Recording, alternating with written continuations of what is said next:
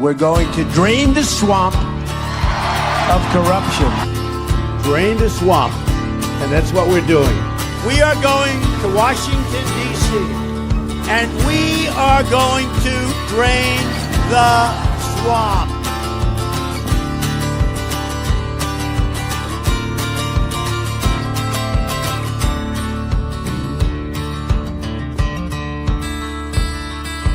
Ms. Harvey Barnard from the Nesara organization. Nesara stands for National Economic Stabilization and Recovery Act. It's a package that Harvey has put together, and he joins us in studio today.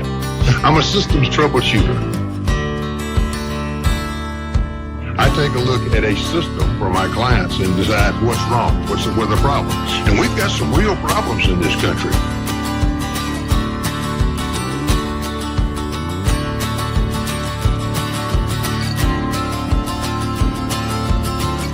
This time next year, we're looking at a $6 trillion debt. Nesara is the only bill out there that says we get rid of $1 trillion worth of debt up front.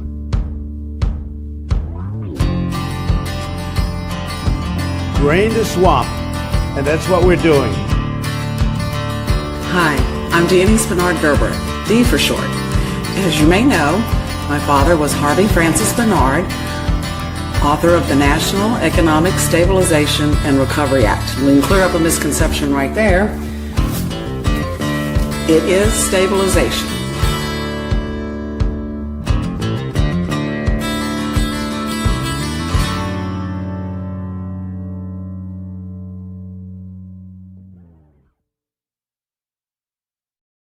Good evening and welcome to the Real Nesara Show. I'm DIONESE Bernard-Gerberecht with my friend and partner FCB and his wonderful team.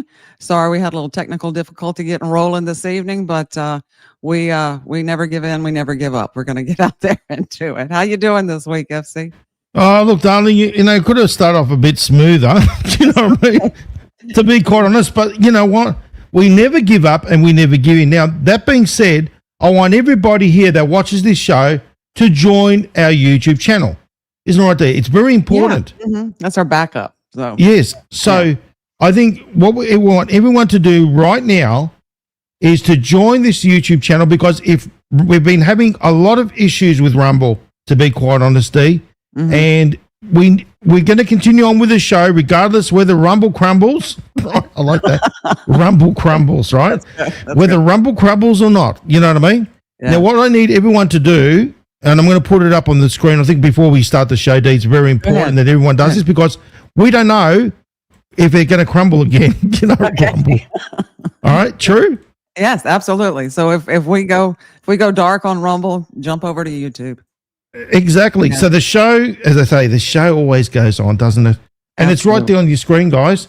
YouTube, go right there, please. Okay. And Carol, can you put it up in the chat? I want everybody that's watching this show to join us on YouTube as a backup, please. We're going to continue on regardless what happens. Okay.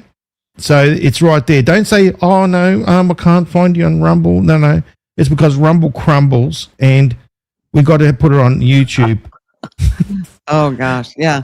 So yeah, there we go, D. You got it? Okay, there it is. It's all there. Okay. Well, now, go for it. Okay. Well, good evening, and I hope y'all are all doing well. We are so glad to have you here. I want to do first and kind of let you know for people who are new, just joining us, who we are, what we do. I'm DIONESE Bernard-Gerberecht. My father wrote the National Economic Stabilization and Recovery Act. His name is Dr. Harvey Barnard. There would be no Nesara without my father. Okay, he wrote the original bill. He brought it up to Washington in the early 90s. did not get much reaction. And then he released the bill into the public domain in 96. And then he published his life's work in this book, Draining the Swamp, in 2005, guys. So think about that, 2005. And it's the Draining the Swamp, the Nesara story.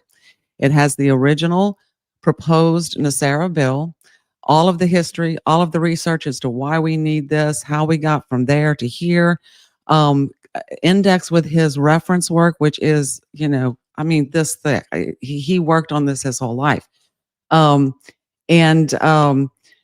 So after he died in 2005, but even before his death, his bill was co-opted by people who grifted it, used it for their own personal gain, and that just snowballed over the last 20 years to a global firestorm. About 3 years ago, at the prompting of some of the people that supported his work and at the request of some friends, I decided to jump back in and set the record straight. FCB and I hooked up together, and for the last couple of months, we have been spreading the word about the truth and the real Nesara. So that's who we are, and that's what we're about. We certainly are. Yeah. So it seems to me that people are starting to join, but there needs to be a lot more people, please, because we don't know what's going to happen. All right, please, guys, we're going to continue on, and we need you guys to be, joining Rumble. Oh, sorry. Rumble Crumble. YouTube. Okay. Yeah. So you can always we'll have YouTube as our backup if Rumble fails us. So Exactly. and you leave Carol a comment in the chat room so she knows you're there and that you made it. So great. Well, I was going to share a little experience while we're letting people kind of get gathered up that I had this past week. We have talked in the past about the med beds and the QFS and the Nesara Gesara grifters, right? Well, I was floating around on Facebook and I saw a post, and it was put out by Julie Green, and it was for the med beds. And I said, okay, I'll play. So I'm going to share some screens here with you guys. I clicked on hang on here. Come on, Dee, you can do it. Make sure, okay, add to stage. Okay, there we go. All right. Can y'all see that? Okay. Yeah, just zoom in a little bit more. Can you zoom into certain segments? So we'll go. Okay, we're going to start with everything. So this was the post I saw on Facebook, and I said, okay, I'll play. I clicked on the link. They took me to Telegram, which I put in this part right here. Please send me some information on both med beds and Nesara, because it was a dual post, right? I went back to Facebook. There was a thing said the admin has let you in, join group. And so I said, okay, I've joined the group. And it took me to this place. I'm going to share the next screen with you guys. This was really weird. On Facebook, it took me to this. Okay, here we go. All I can call it, well, after I joined the group and I went into like this crypt inside of Facebook, it gave me the chills. It was line. It was a line of different posts on different things. Like I said, QFS, Nesara Gesara, med beds. But what I noticed immediately is there were no comments. There were no likes. It was like there was nobody home. And so these are some of the things that I saw there. This was Pastor Bob Joyce. Not sure who he is, but he's advertising for Nesara Gesara. Here's another one. Let me tell you, just stop you there. Okay. Pastor Bob Joyce is Aka supposed to be Elvis. That's what they're saying. Because he sings like Elvis. If you hear him, he does sound like Elvis. Okay. There you go. Okay. All right. Well, you know more than I do. So another one, Nesara Gesara military beds technology. And then this is the one that I was speaking of from Julie Green. So our conversation kind of went like this. She told me that you have to enroll, because I was asking for information on the med beds. I want to know, what is it? What kind of mechanics, what machinery you're using, what claims are you making? And she said, you enroll and register to activate your registration card to enable the MedBed Healing Center close to your location. Now, this is the link that she sent, and this is where you go to register. And I told her, I said, I just wanted information on med beds. I had gone over here and I'd seen all this mixed up stuff, right? So I jumped back and said, I just wanted information on the med bed so I could determine, let me get this where y'all can see it. Mm-hmm. I can determine what it's all about. If you can't supply that, then I'm not interested. If these facilities are in my area, they would be advertising. Customers want to know what to expect before signing up for things, especially online registration, just to get information, which usually violates their privacy. Sounds fishy to me. So let me show you what this registration process entails. Okay. Mm-hmm.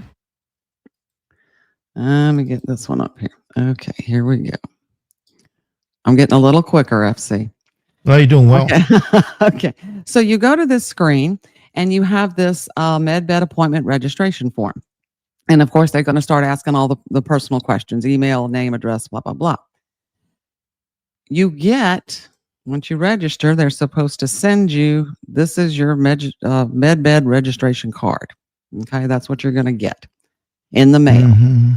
Okay. Here's the process. And this is what is so amazing.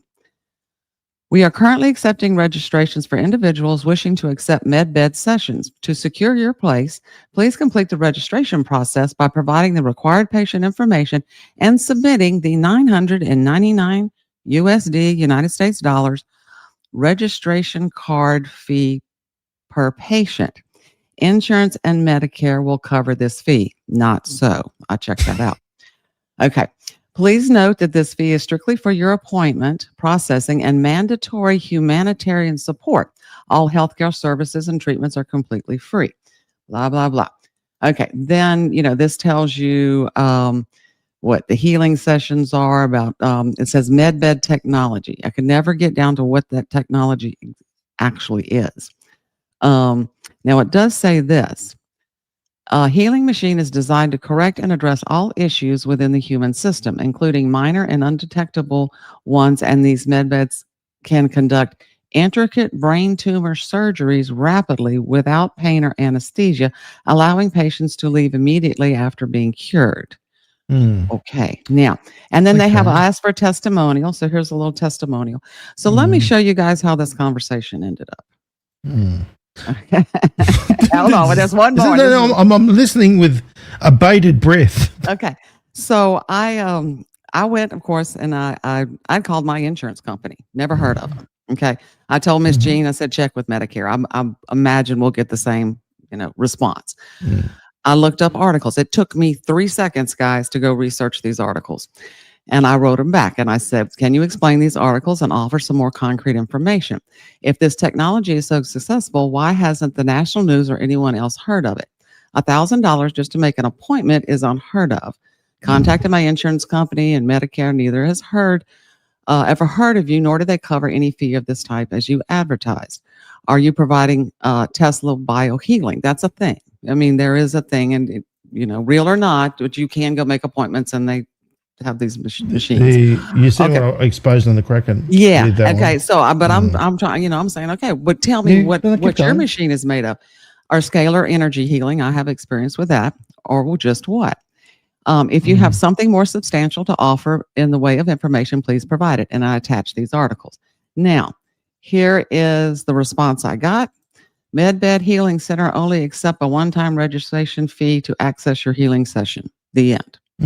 No information, no nothing. So it was just really bizarre. And I thought, I want to document this so that people can be aware and see this is what to expect when you click on those links. So. Well, Dee, it's good to be able to check everything out, right? Right. It certainly is, right? Now, there's a lot of fraud going on. As you know, right? Yeah, right. Now, what Julie happened with Green, Charlie? Okay. Yeah. I don't know why we're getting to that one. Okay, good. It's going to make perfect sense, guys. And I always keep my promises, as you know, Dee.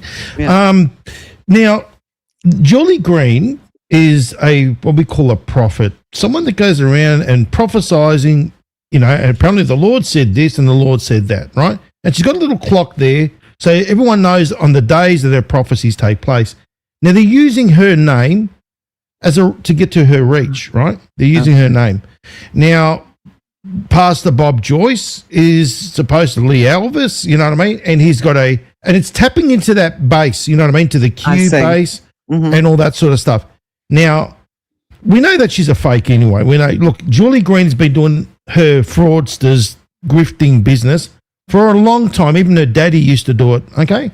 So it goes back to the days of her daddy, okay? So it's nothing new. Julie Green has been doing this and been groomed for this for a very, very long time. And she's a multimillionaire, by the way. So this entity right here, it's like this. They take advantage of people's names and then they push their wares, the scammers, right? Now, talking about scammers and fraudsters, you know what I'm going to bring up, don't you? Yeah, I want to see what you found out. What did we speak about last week, Dee? Do you remember? Charlie Ward in the picture. Yes. I like this one. Sure. EG6832. Yeah, Julie making it green. She makes don't you worry, she's got plenty of green at home. Yeah, she's a weirdo. Yeah, I know that as well. The Lord said of this and the Lord said of that. Yeah, we get it. Now, get ready for this one, Dee. You know, I'm about doing photo forensics. As an investigative journalist, I've been trained in that, okay? It was part of my course to be able to determine what is fraudulent and what is, legit, so to speak, right? Now, let's turn to this little, shall we say, business over here. We all know what that is, right? Okay, we went through this last week. Now, apparently, Charlie Ward has got some sort of debilitating, shall we say, what's it called? I've got it right here. Don't you worry. What is it? An autoimmune disease. It's basically people like that. Get this. This is the irony. This is what makes me laugh, Dee, because it's so ridiculous. It's beyond ridiculous. Now, apparently, Charlie Ward has got this thing called myasthenia gravis. Now, myasthenia gravis, ladies and gentlemen, is basically something that's debilitating and you're slurring your speech, so you won't be able to speak anymore. Sorry. It affects, this is the irony, right? Now, getting back to the facts, events, and receipts. Now, you know what I showed you last week, and you know I've got a lot more, Dee. I showed you in the pre-show, right? Right. Now, number one, let's talk about the obvious. He's on a medical bed, not a med bed, right? However, did you know, ladies and gentlemen, that Charlie Ward, you know what? Number one, if he was about the med bed, right, because he's been going out there, and no, he has been promoting it. Let's go to his website, by the way. This is his website, charlieward.tv. Do you see that, Dee? Does that look, what does it say there to you? Yeah. Please read. Oh, you want me to read it? Okay. Yes. Health technology, I don't know, with the EMF medbed devices. Yes, Charlie medbed on his Insiders Club. You know, the Insiders Club is where Derek Johnson and all the gang are, right? Okay. And basically they get paid, right? So let's go to the Insiders Club. So you go to the Insiders Club and you got to pay 11 months now. Sorry, 11 euro, not 11 months. 11 euro a month. Or $99, or not 99 euro, sorry, no, euro, not dollars, euro, which is more, right? Now, you do the maths. He's got, over millions and millions of followers. Now, you do the maths. Right. Just say, let's be generous, right? So, you have 1 million followers at 11 monthly. That's 11 million, right? Right. Euro a month. Just on that alone. And besides everything else that he grifts with, right? So he sells all the different wares and stuff like that. But my point of this is the fact that, let me go back to the medbed business, okay? There we go. Let's go back to bed. Yeah, there we go. We'll go back there. Right, there we go. Anyone can go and do that. Oh, look, he's got a whole array of it, Dee. Look at that. There we go. There. So in other words, he's been going out there on his Insider Club with John Baxter, Mary Williamson, and all the rest of the gang, right, going out there promoting med beds, right? Then why the hell isn't he one? If he's going out there, why doesn't he get in contact with them and ask them for a favor, you know, like Jason Shirker? Hey, I would like a med bed, please. You know what I mean? I've got this, what's it called? That particular illness. It's a debilitating illness. Yeah, and remember, what did that little... serious illness. Yeah, But, and you remember that little promise there, $999, that you get all this, you know, within you know a day you walk out of the, you know, what? Since he's been promoting the med beds, shouldn't he, you know, basically Be in one? Exactly my point. All right. You know what I mean? Does that look like a med bed to you? One of those new age, space age med beds? No, it doesn't, does it? Ladies and gentlemen, it doesn't look like anything at all like a med bed, does it? No. Right? Now, let's have a look at these videos here. What is... I know, can you hear that? Let's just go over here. Med beds will be a wonderful thing. That's what he says. Okay.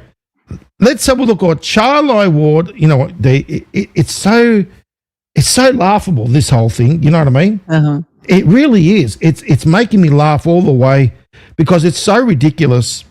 You know? Yeah, it is. But it is. let me just bring up that video.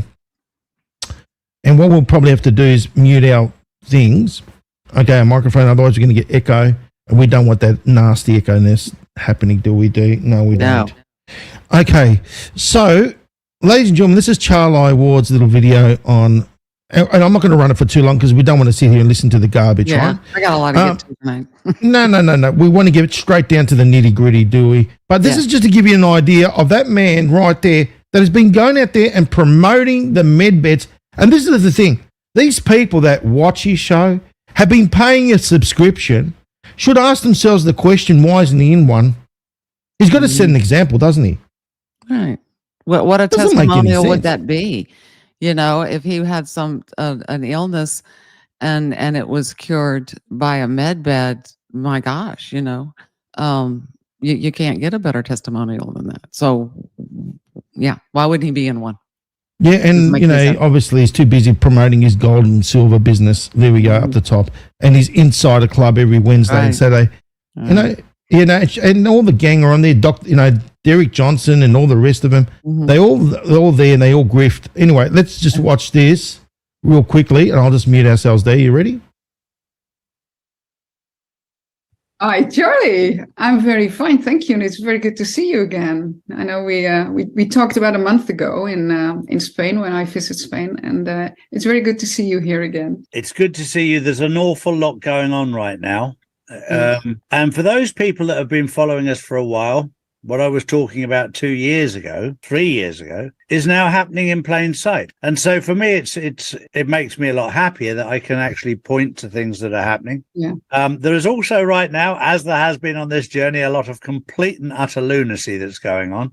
A lot of distractions, whether it be the balloons flying over America, The Chinese. 100 miles, and then realized it wasn't a balloon, it was bird shit. I didn't sell left because I would suggest you probably haven't. Yeah, I know. If you fall for that, and if you think about it, the last time that those balloons were hitting is it's the cabal, the deep state, trying to see if they can get away with surveilling, because everything they do in America, bullshit. Because if you don't see it, you'd never believe it. No. Yeah, it is a bumpy ride, and I'm not happy all the time with it because we all go, you know, like the flow. It makes sense why it takes so long, because you can only do one thing one time and in a good way. So I do understand it, but it's it can be funny if you know what we know and you look at it and that you think, my goodness, a balloon or whatever. It's beautiful. And combined, this goes back 150 years. They were created, invented by Nikola Tesla, but they were hidden. Yeah, they were hidden. Big pharma and big tech made sure they couldn't come out. And this is why they can't come out until they're dealt with. Yeah. So there is a protocol, there is a process, but don't panic. If God decides that you need a new meat suit rather than a med bed, work on your soul so that when your soul comes back, it comes back ready for a better life. Yeah. Absolutely. Well, it reminds me of a couple of months ago. I had a very special spiritual session, and I got downloads. And what I saw was a very large group of people walking down a road away from me. I was the observer, and they were walking away from me. They were all dressed in white, very serene. And what they told me was that about 1 billion people were not going to make it, are not able to, they cannot be, not it. We're all. It doesn't matter what you've done in the past. God gave his son for forgiveness. So as long as you ask forgiveness from God, God can give you forgiveness. Only God. What I teach. The redemption of your money. And how do I see that? Because there is off-planet compliance. Wow. And it's about the redemption of your soul as much as the redemption of your money. And how? D, I think I've had enough of listening to this garbage. I had enough already. You know, look at this. Med beds. You heard what he said about the med beds, right? And all the rest of the garbage. He started getting to the redemption of the cash as well, the RV. He's a serial bullshit artist, sorry to say. You know what I mean? And he uses God and Jesus and everything else in between that he can, grift. Now, as I said, let's get into the nitty-gritty, D. Ladies and gentlemen, you remember this photo. This photo has been circulating around like VD, to be quite honest. Now, as you can see, D, remember with the naked eye, I showed you last week, the floating pixels, right? Which is indicative, look at that right there, the floating pixels of there being superimposition, right, of a photo. Now, let me show what that means. Number one, the superimposed photo sign of the outline is pixelated, which you could see, right? It was the outline was pixelated. Described a visual effect with two images are combined, resulting in a pixelation or jagged outline, which you could see clearly, around the superimposed element. This caused by low resolution image as being enlarged. So you can see, D, the outline doesn't blend smoothly with the another photo. Right there you go, right? See, the facts are right there. Now, how do con artists work? They use low-res photos. So it's very difficult to distinguish, right? So everything seems all blurry, but no, to the untrained eye, not to the trained eye like me, okay, which I'm going to use the forensics, the tools. I'm going to show you what I've been doing, ladies and gentlemen. Number one, let's go to Google.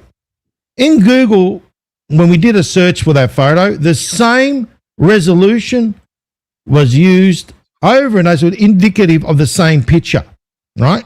So the same resolution, which is a low resolution photo, right?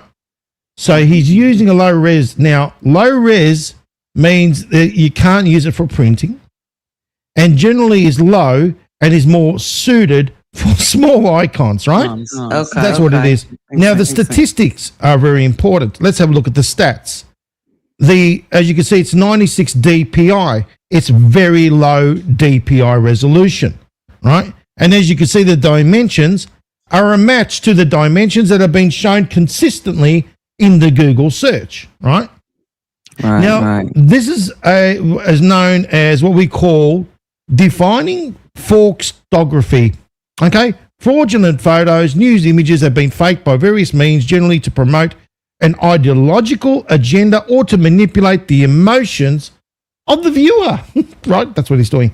He's invoking and manipulating the emotions of the viewer. Okay, and already you could see the signs of fraud. Right, you could see it already, D. Yeah, you don't need to be a rocket scientist, right?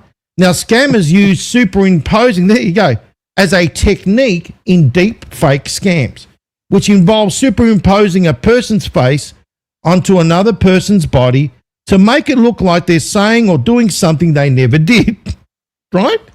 That's what they do.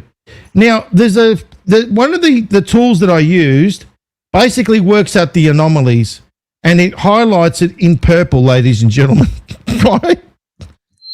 It looks like you know when you go to the hotel and you do naughty stuff and then you shine the purple light? You know, Yeah, that's yeah. what it looks like. But anyway, have a look at this. So basically the anomalies are on the outline. Look at this, right there, right there, right there, right? So you got the anomalies, Yeah. right? Now, obviously there's some red flags there, okay? Absolutely. And just by looking at that. Now, as I said, the stats, the DPI, the size is of that particular photo is 75.8 kilobytes, very small. Now, think about it from this perspective, D. In this day and age, we live in and remember, Charlie's not short of a buck, right? And neither are his friends, the ones that hang around, his wife, whatever, they're not short of a buck. They're multimillionaires, right? Now, they would have the best photos, you know, cameras and all that. And these cameras, ladies and gentlemen, these photos, you know how the cameras work on the photos. They're the best, high pixel, high res. There's no way you would pull a dud photo like that unless it was done deliberately. Isn't it right, D? Do you see where this is going? Right. Yeah, yeah. Right? Look at that already. So then I decided to use my filters as well. I use my filters. Now, ladies and gentlemen, using various filters, you're able to determine and see these floating pixels, they actually stand out a lot. And when you're doing a superimposition, you see what it means, right? So even Coco Grease, there you hear him in the background, I got the dog. right? You can see, it says there, the pixelated and jagged outline around the superimposed element. So you can see that those pixels are standing out. Oh, don't you worry, it's going to stand out like, you know, as we say, like dog's balls, to be quite honest. Okay, now this is the first filter that I used. Have a look at this. The anomaly is being shown. Look at this. So you've got all those floating pixels that are around, do you see? Right here, ladies and gentlemen, that's the first. And you can see all of these floating pixels. Okay, so right around here. Okay. Oh, sorry, D's got some echo. I'll switch that off. Yeah. Sorry about that, guys. Thank you very much for letting me know. Now, as I said, look at this. So you've got these floating pixels going around the place right there. Look at that, guys, right there. How amazing is that? You can see it, the little checkerboard. Yes, it's lovely, isn't that little checkerboard of Charlie's? Now, we go deeper to the next slide, and look at this. We bring it up, and look at how more predominant it is. Look at that, guys. You can see the floating pixels over there, right? So they go right around, right here. Can you see them, D? Right here. I see 'em. Yeah. All around, right? Absolutely. And it gets worse and worse and worse. Look at that, right? So you can see it. And then we go into ultraviolet. Yes, ultraviolet. And you can see right there, it's still in ultraviolet, ladies and gentlemen. It's all around there. Okay? And let's go to a different mode. Okay? So this is here, you can see, look at that. Can you see it? Yeah. Oh, yeah. Floating pixels. Then we go into black and white. Just a different, all that. So it's still there, ladies and gentlemen. Look at that. Still there.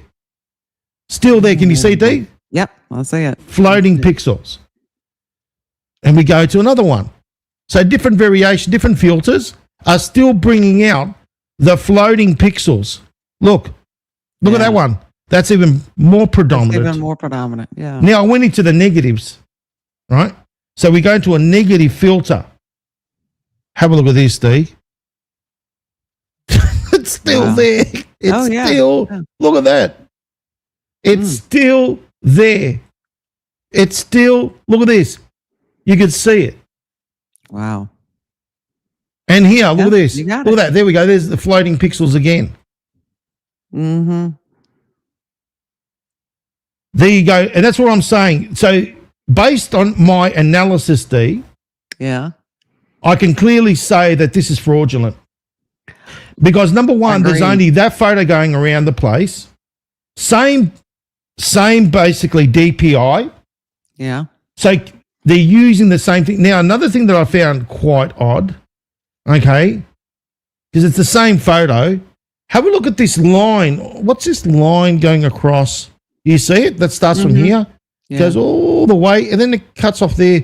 Is he on some sort of roof or something? Is there a photo that's taken from top to bottom? No, you know what I mean? It looks like it looks like it might have been cropped or something. So that's what I'm saying. The background was cropped. Yeah, that's right. So you can see, ladies and gentlemen, when you do a forensic analysis, you got to do different, and as I said, DPI, resolution, all that, and then, as I said, the same photo over and over. Look at that, how they regurgitate. So X is a brothel, to be quite honest, right?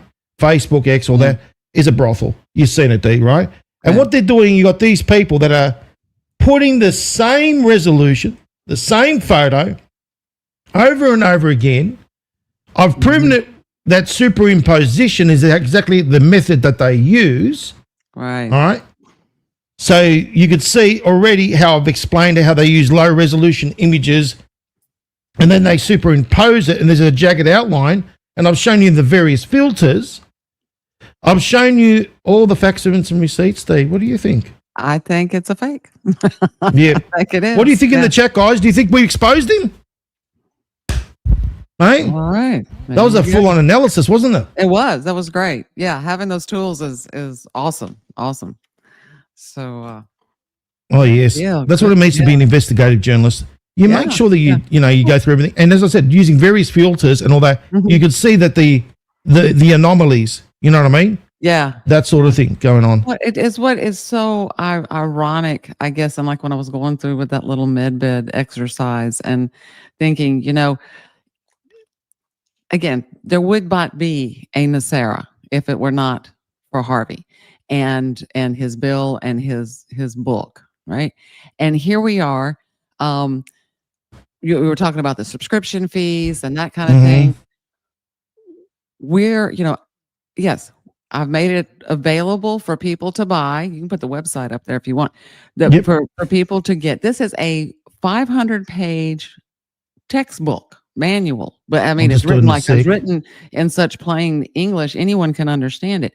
It's the history of how we got in this position, a solution to get out, his reference work, and a copy of the Constitution. Okay, so this is a 500-page tangible item that gives you an education.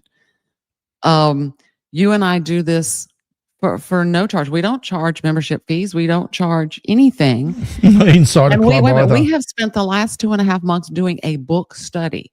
Okay, who does that?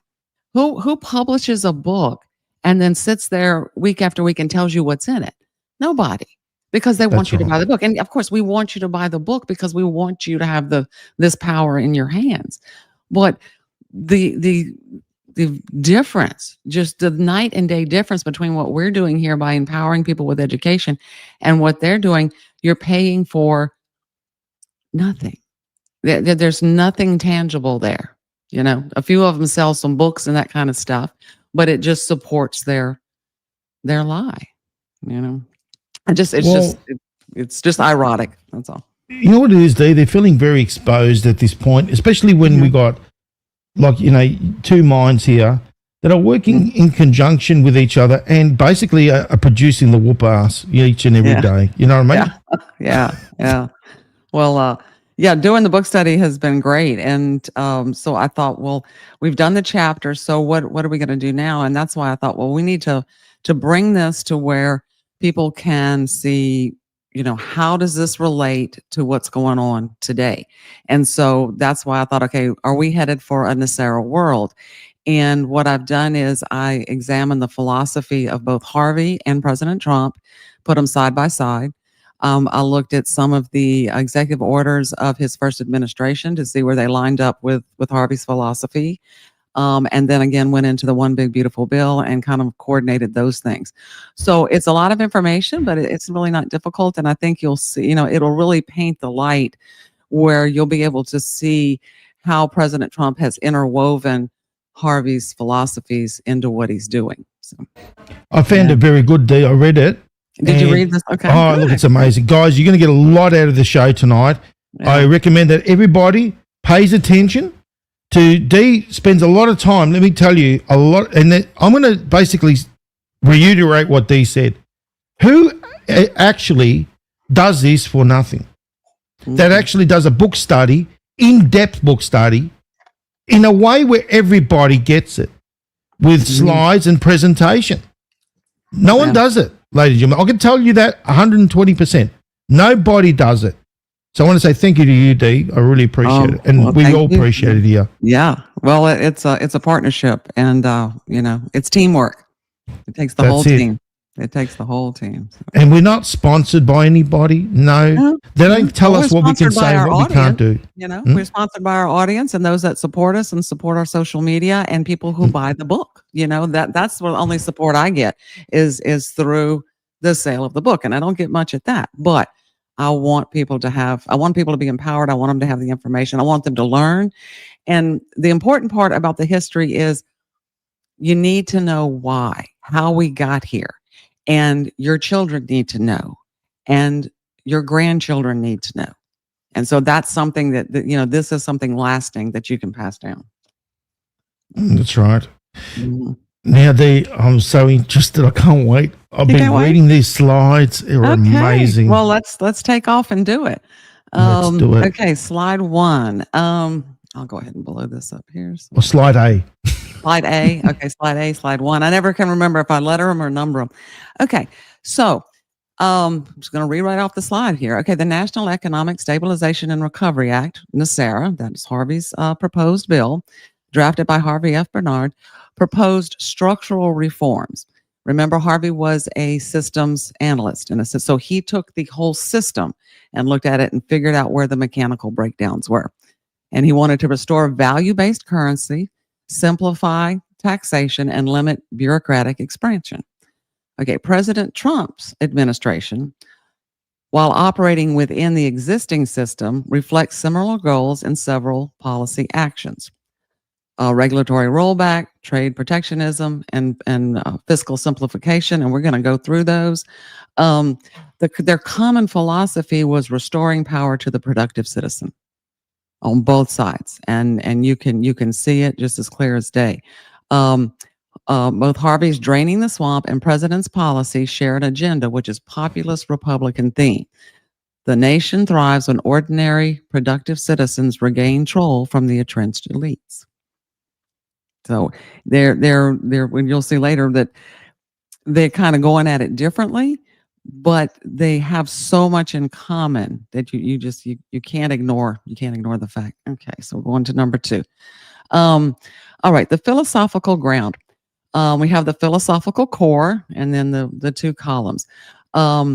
The Nesara is a reassert monetary sovereignty. This is by returning us to the gold and silver standard, and restore the economy to serve production rather than finance, which what that is including would be the changes in the banking industry and the changes that are going to help companies produce more at a cheaper and also increase jobs. Now, President Trump's administration, the American First Agenda, reassert national sovereignty in trade, energy, foreign policy, reduce dependence on global financial institutions. So you can see there the correlation, right? They're both after the same thing to get the economy going. Goal is to free citizens from debt servitude and financial manipulation. That's what Harvey's goal was. President Trump empowered domestic workers and industries, reduce elite bureaucratic control. And the means, how they're doing it. Replace the Federal Reserve under the Nesara column and compound interest and create value-based money system. On President Trump's side, deregulate key industries, repatriate manufacturing, and challenge central bureaucracies. And we'll get a little deeper into it, but you can start to see that while Harvey is addressing the actual mechanics of the system, saying, okay, we need to change the way we do things and how the system is set up. And President Trump is kind of leaning toward the bureaucracy and the people side, and that will become more self-evident as we go along. So, okay, so common philosophical ground. Now, Harvey saw, which is what I said, Harvey saw the swamp as systematic. It was a systemic problem. The whole system, the way it was created, and the way, actually not the way it was originally created, but the way it evolved over time for various reasons. We've talked about what Harry says in the book, the road to utopia ended in a swamp. And so it was how politicians and lobbyists have been able to manipulate the system and corrupt it. It's the machinery of debt, not just the people swimming in it. Sees reform as a moral and systemic duty rooted in the Constitution. Now, President Trump, on the other hand, is the swamp is political, and it's a network of insiders who keep the machinery running. Framed reform as a practical and nationalist duty rooted in American folks first. Both are right, but from different vantage points. You see how that, FC? You see where I'm going there? Okay. Yes. Yeah. President Trump fights the operators of the system, and Harvey sought to replace the system itself. Both Harvey and the President Trump used the phrase draining the swamp to describe removing corruption and restoring integrity to government. Harvey wanted to drain the swamp because you have to think about it, 30 years ago, he wasn't aware of the things that we are now, right? Or to the degree that we are now. And Barnard's framework targeted monetary machinery, and President Trump focused on political operators, each aiming to return power to the American people by confronting the same beast from different angles, one through structural, one through administrative. And we can see that now. You have to think about what, President Trump is going after individuals. He's going after the big, the three-letter offices, DOJ and CIA and that kind of stuff. But he's focusing on the people because, in my opinion, you have to get those bad actors out. You can't reform. I mean, Harvey was dealing in a perfect world in an ideal situation in a vacuum. If you take this mechanical system and you put it into place, it's going to work. Well, we don't live in a vacuum, especially now. And so President Trump, I believe, is trying to get the bad actors out and then establish, a better system. But it's a slow process. You can go to the next one if you want. Okay. So here are some of the same kind of alignments. Value-based currency, stabilize money by tying it to production and metal reserves. Okay, so that's back to the gold backing for our money, and tying it to production, how much we produce as a company, and as a country, and making that better for people. In debt-based growth, promote production over speculation. Back to the banking reform, ending compound interest, making it more affordable for people to get loans, to have to own their own home, or to have secured loans to buy wealth. Remember how in the very beginning we talked about money is what we all agree as a medium of exchange, but wealth is something that's tangible and deteriorates over time. It's different. Number 3, Nesara, to replace the income tax with a consumption-based tax. Okay, so now the Trump administration, President Trump publicly criticized the Federal Reserve for manipulating interest rates and devaluating the dollar. So see, Trump's already pointing out what the problem is, because he's focused on those issues. President Trump is also focused on manufacturing jobs, energy independence, and Buy American. That's been the whole part of his terms in office. Not only the America First, but incentivizing corporations to come here, to hire here, to work here. And the tax reforms, corporate and individual tax cuts, and jobs acts designed to stimulate domestic investment. And I have a list of those from his first term, and we'll look at that. Go ahead. It's basically relating to this. President Trump always says at his presses or his gaggles that he's doing it for national security as well. Very fundamental, very important. It is. Because you know why? Because of, we've spoken about this quite a few times. About number one, we talk about the chips. Very fundamental, because everything has chips. Now it is a form of national security, because especially if they're being made in China, and like we said, there's a conflict between China and the United States, and the chips are in the missiles, they'll send them back to sender. You know what I mean? Yeah, return to sender. Yeah, Return to sender. Yeah. Right, right. Mm. Yeah. And so it all ties in together. You know, we talked about the what government should do, and protecting the people is first on the list. So it makes natural sense that he would want to have control over the manufacturers of chips, especially now that we live in a highly technological world. So, you know, that's just part of it. At the same time, it helps the economy by bringing those manufacturers back here to the United States. So, you know, President Trump and the original Nesara, they have philosophical alliances. Both rhetoric align with restoring accountability in monetary policy, and both men see real production, not financial leverage like the banks have, but real production as the foundation of national strength. Okay, that's what we just said. And while today they differ in methods, both seem to concur that the tax burden should shift from productivity, which is labor and product creation, that's when you work, you get taxed, to a consumption-based spending. So yeah, we can take a look at some of the stuff that Trump did in his first term. And okay, here we go.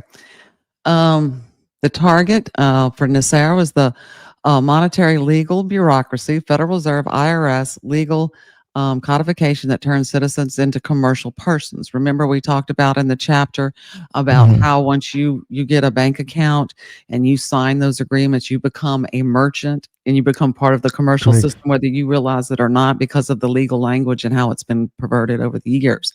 Harvey saw reform as a moral and systematic duty rooted in the Constitution.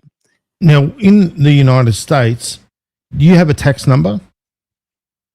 You have a tax number. Yeah, we call it Social Security number.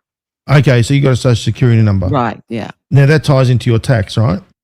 Oh, yeah. Yeah, you can't, So you can't really do anything over here without a Social Security number. That's your corporation number. You realize that? Right. Mm-hmm. Yeah, that's how you're able to trade with them. Yeah, it used to be when I was a little girl, you didn't get it. You know, there was at some point in time, and I don't remember what the age was, but you had to go and get a Social Security number, or your parents had to do that.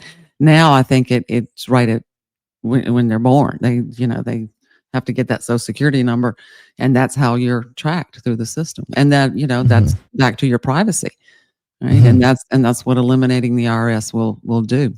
Yeah, is return privacy to the citizens.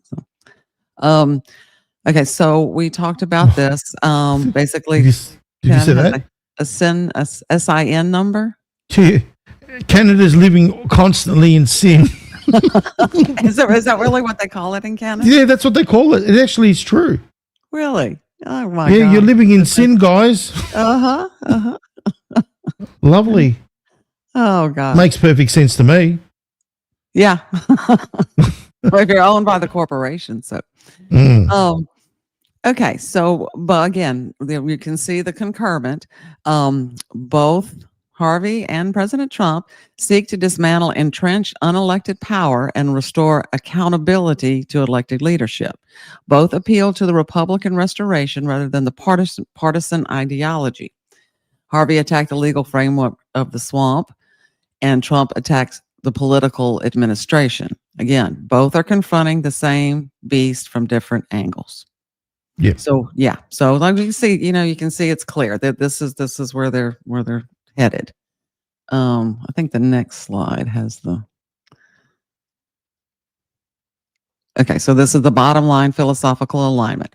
Both believe that policy should reward production, not speculation.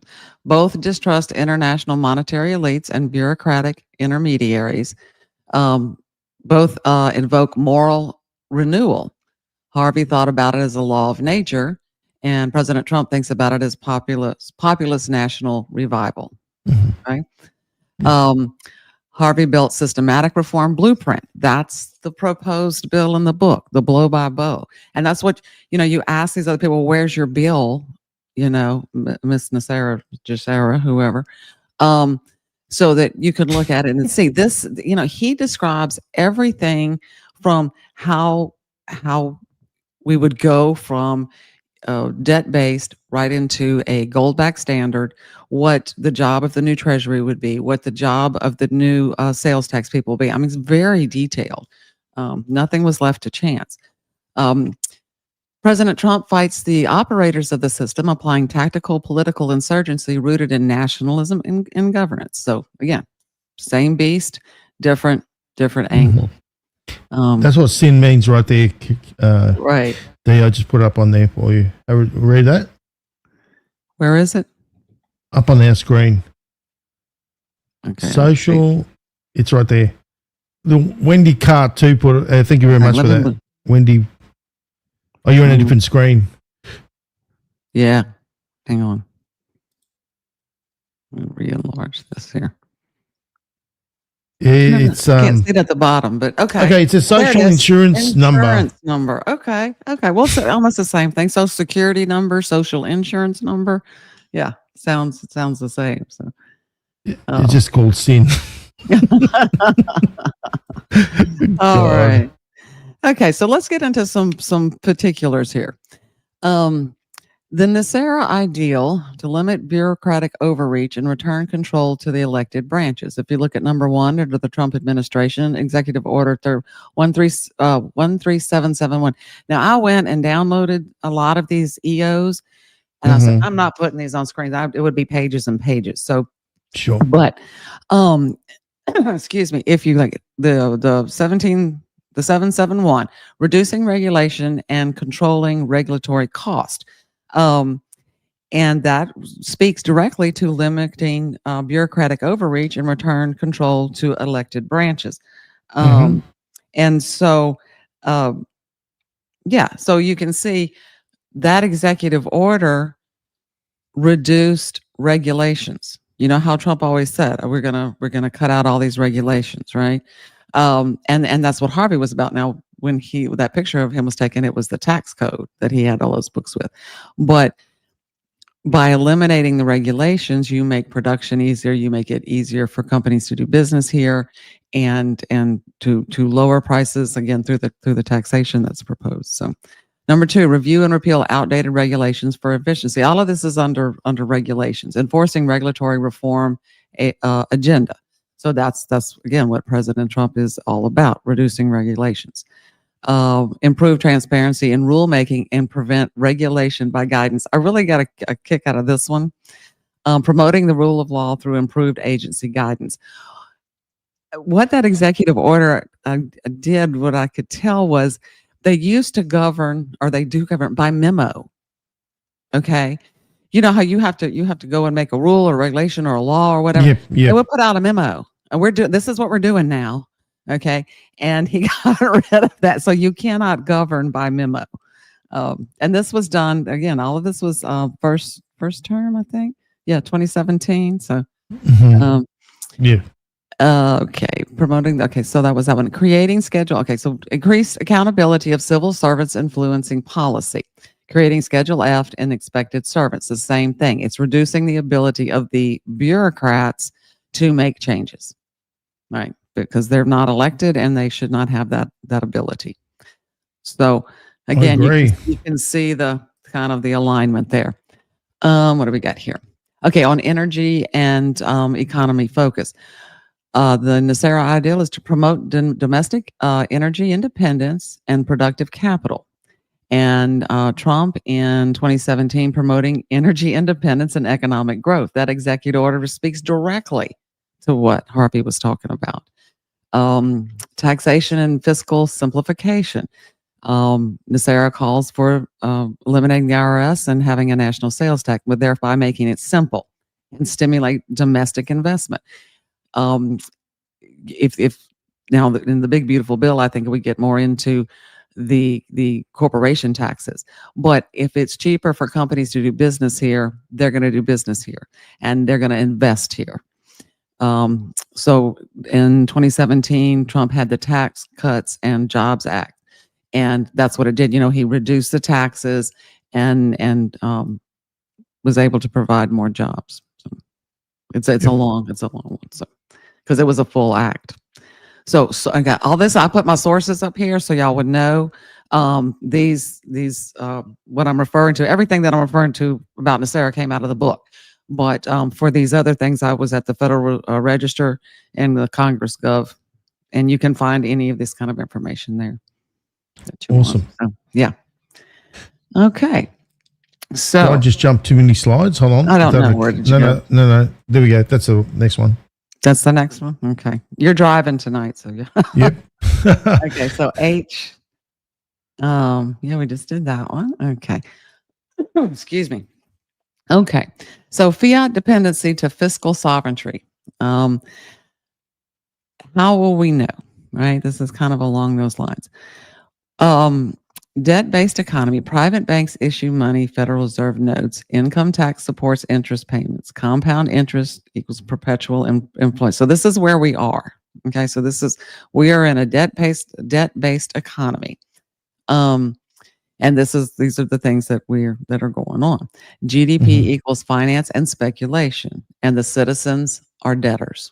Okay, we borrow our own money and then we pay rent to use it. Yeah, well, that makes sense, doesn't it? Yeah. And so this is, where we are and where the turning point will be. And then I think there's something else at the bottom. I'll just go further down. Yeah, there you go. So the turning point, the public calls for sound money. Well, I think that's going on, Now, you don't talk to anybody. Sound money. Yeah. Sound money. Let's talk about that. What is it?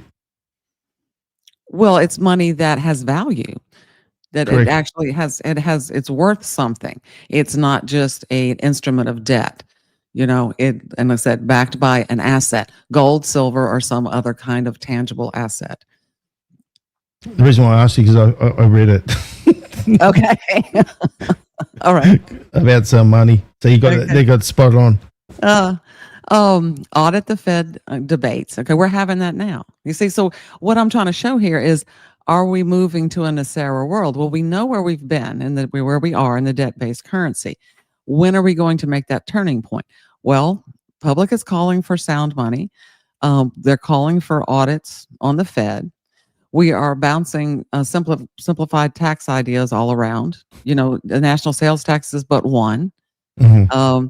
A growth of public co-op banks. Now, those are your more small town or smaller financial institutions, and a revival of real production and trade. Okay, so we are starting to see that as President Trump brings back manufacturing here. So awaken to the illusion, questioning what money should serve. Who should money serve? Should it serve the people, or should it serve the elites and the bankers and that kind of thing? So you can judge for yourself. Are we at a turning point? You can definitely see it. And like I showed you, one of that little article there, which we can bring it out. You're seeing that there's obviously change being made at the Fed. Yeah. I agree. So we're definitely on a turning point. I think so. So how will we know when we arrive? Okay. So value-based economy. Treasury issues lawful asset-backed currency. That's what Harvey called for in Nesara. National sales tax replaces an income tax. Public debt replaces private debt.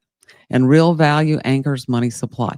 So money, once again, reflects value, not control. And so that's how you know when you've gotten there. Right? So the value-based economy is what Nesara is based on, correct? Yes.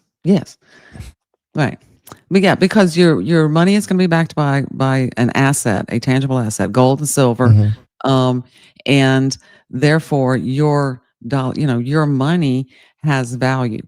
Which, if that's the case, then you're not going to have inflation, right? Because they're not going to be moving around with the value of your money, and the taxation system, it makes a fair playing field especially for lower income people, right? Because there's all of those things that are not taxable. And then of course, no capital gains, no inheritance tax. And when we get to the one big beautiful bill, you'll see how Trump has worked those things in. And like you always say, it has to be organic. Yes. You can't just ring that bell and pull the rug out and say, okay, this, tomorrow morning when you wake up, this is what it's going to be. It has to be organic. It has to be done slowly to get there. Correct.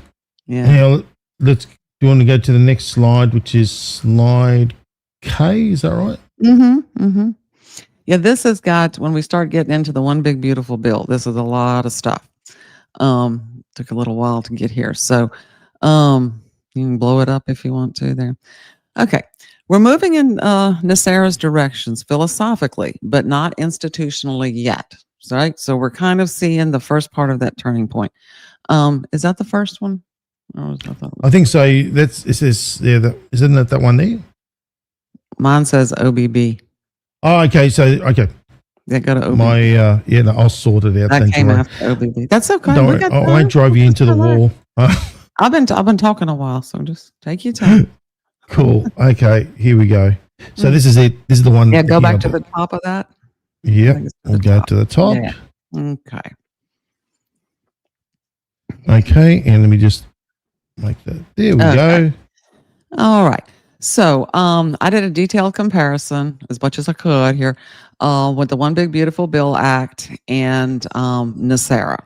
The goal is to illustrate key areas of alignment and divergence in fiscal, monetary, and institutional policy. So scroll down a little bit there. Okay, legal and structural status. Okay, so here's you have on the one side what was done in the Big Beautiful Bill, and then how it relates to what Harvey's Nesara. Enacted H.R. 1, 119th Congress. This is just the bill itself.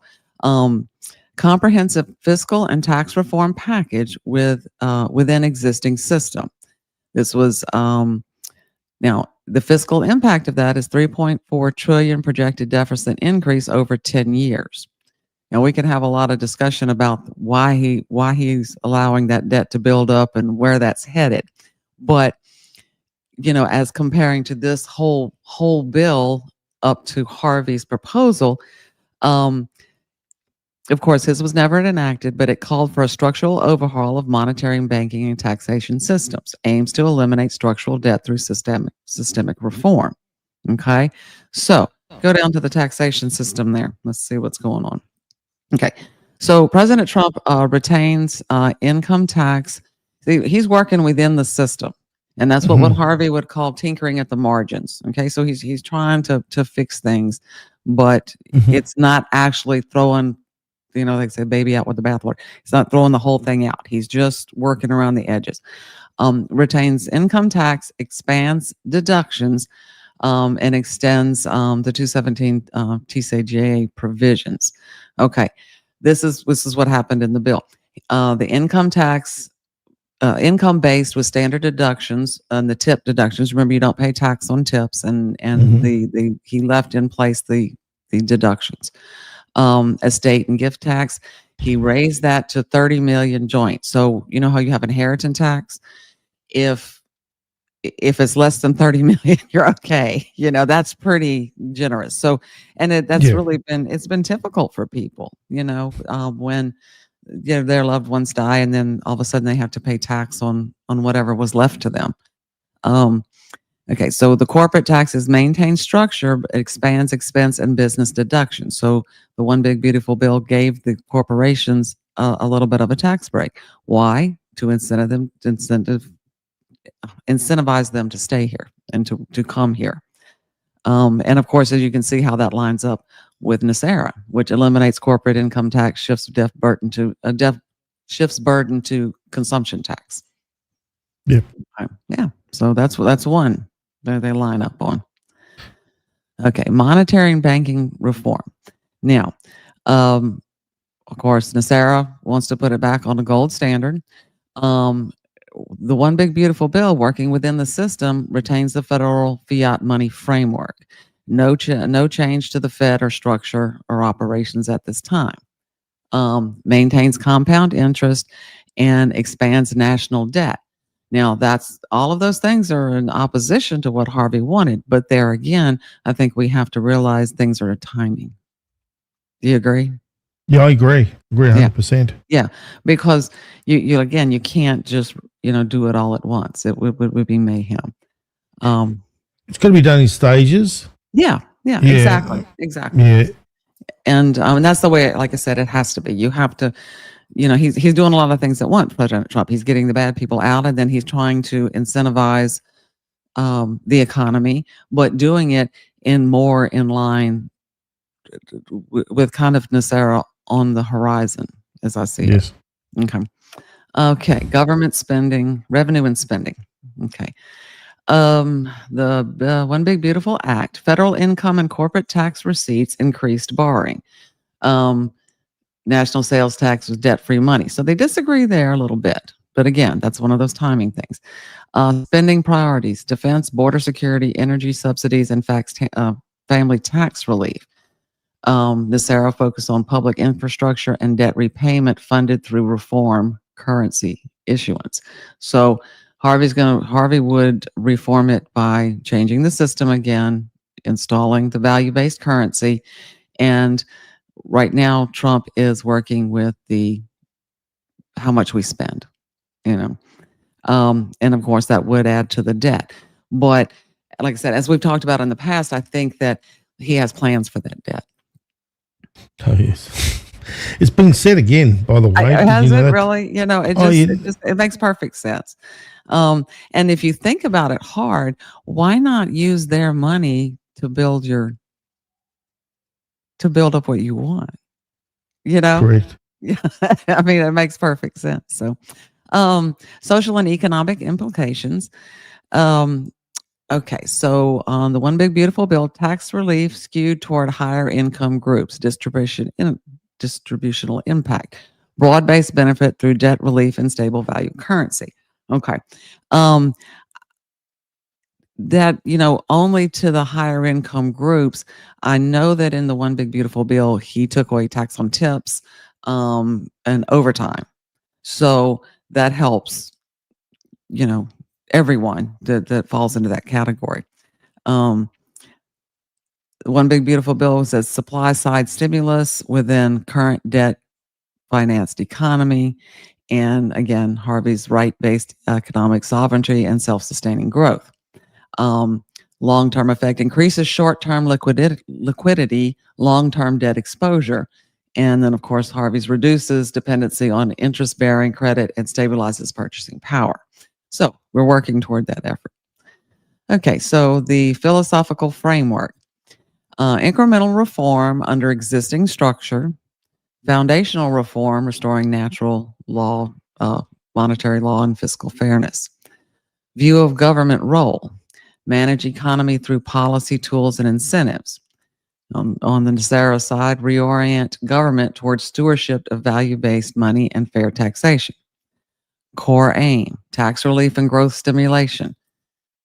Eliminate systemic debt and restore real value to currency and end perpetual taxation. Okay, so let's just get down to the bottom line. Summary observation. While both policies aim to enhance economic stability and prosperity, the One Big Beautiful Bill Act remains a within-the-system legislative reform relying on traditional fiscal and monetary mechanics. In contrast, Nesara represents a system replacement framework designed to restructure the foundational relationships between government, money, debt, and citizens. The key contrast, the Big Beautiful Bill increases national debt through tax relief and deficit financing.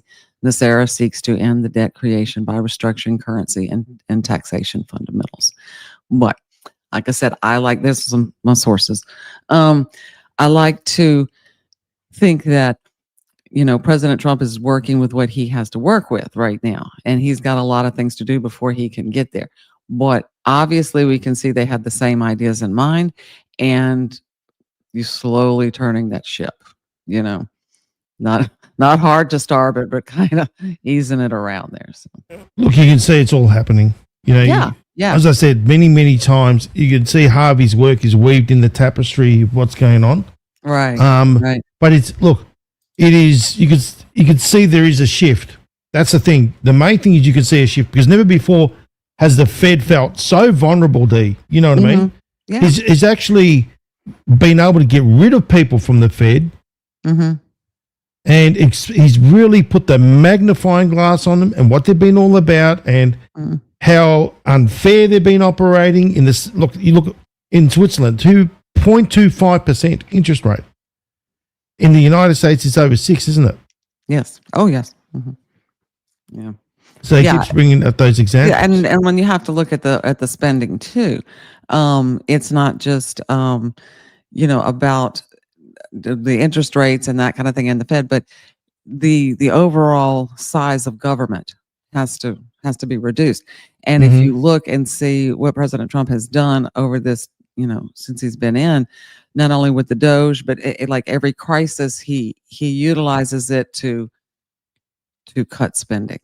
The shutdown is the most current example. Okay.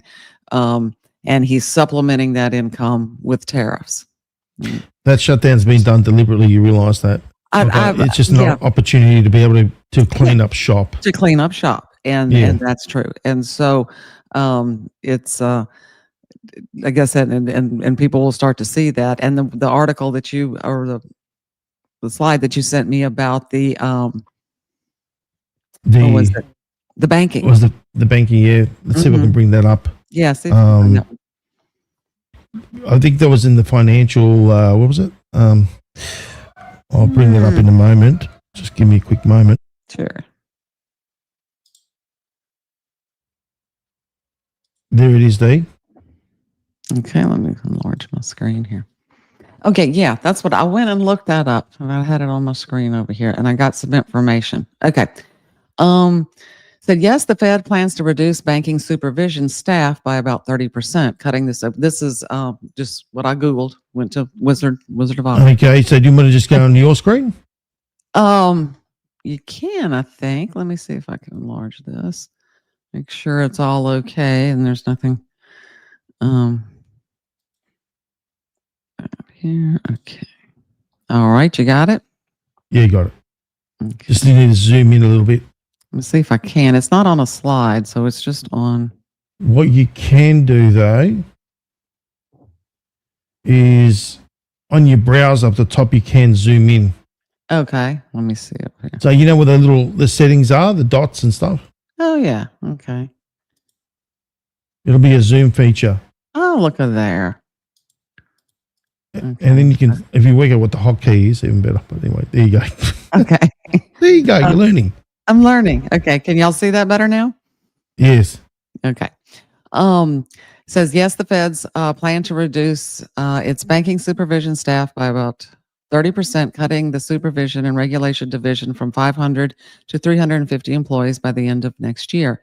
This is part of a broader effort to streamline government operations, with Vice Chair for Supervision Michelle Bowman leading the reorganization. The changes aim to focus on banks' material risks and move away from the one-size-fits-all approach, with reductions achieved through attrition, retirements, and voluntary. So that's how they're going to, attrition, retirements, and voluntary separation incentives. In other words, early retirement offers.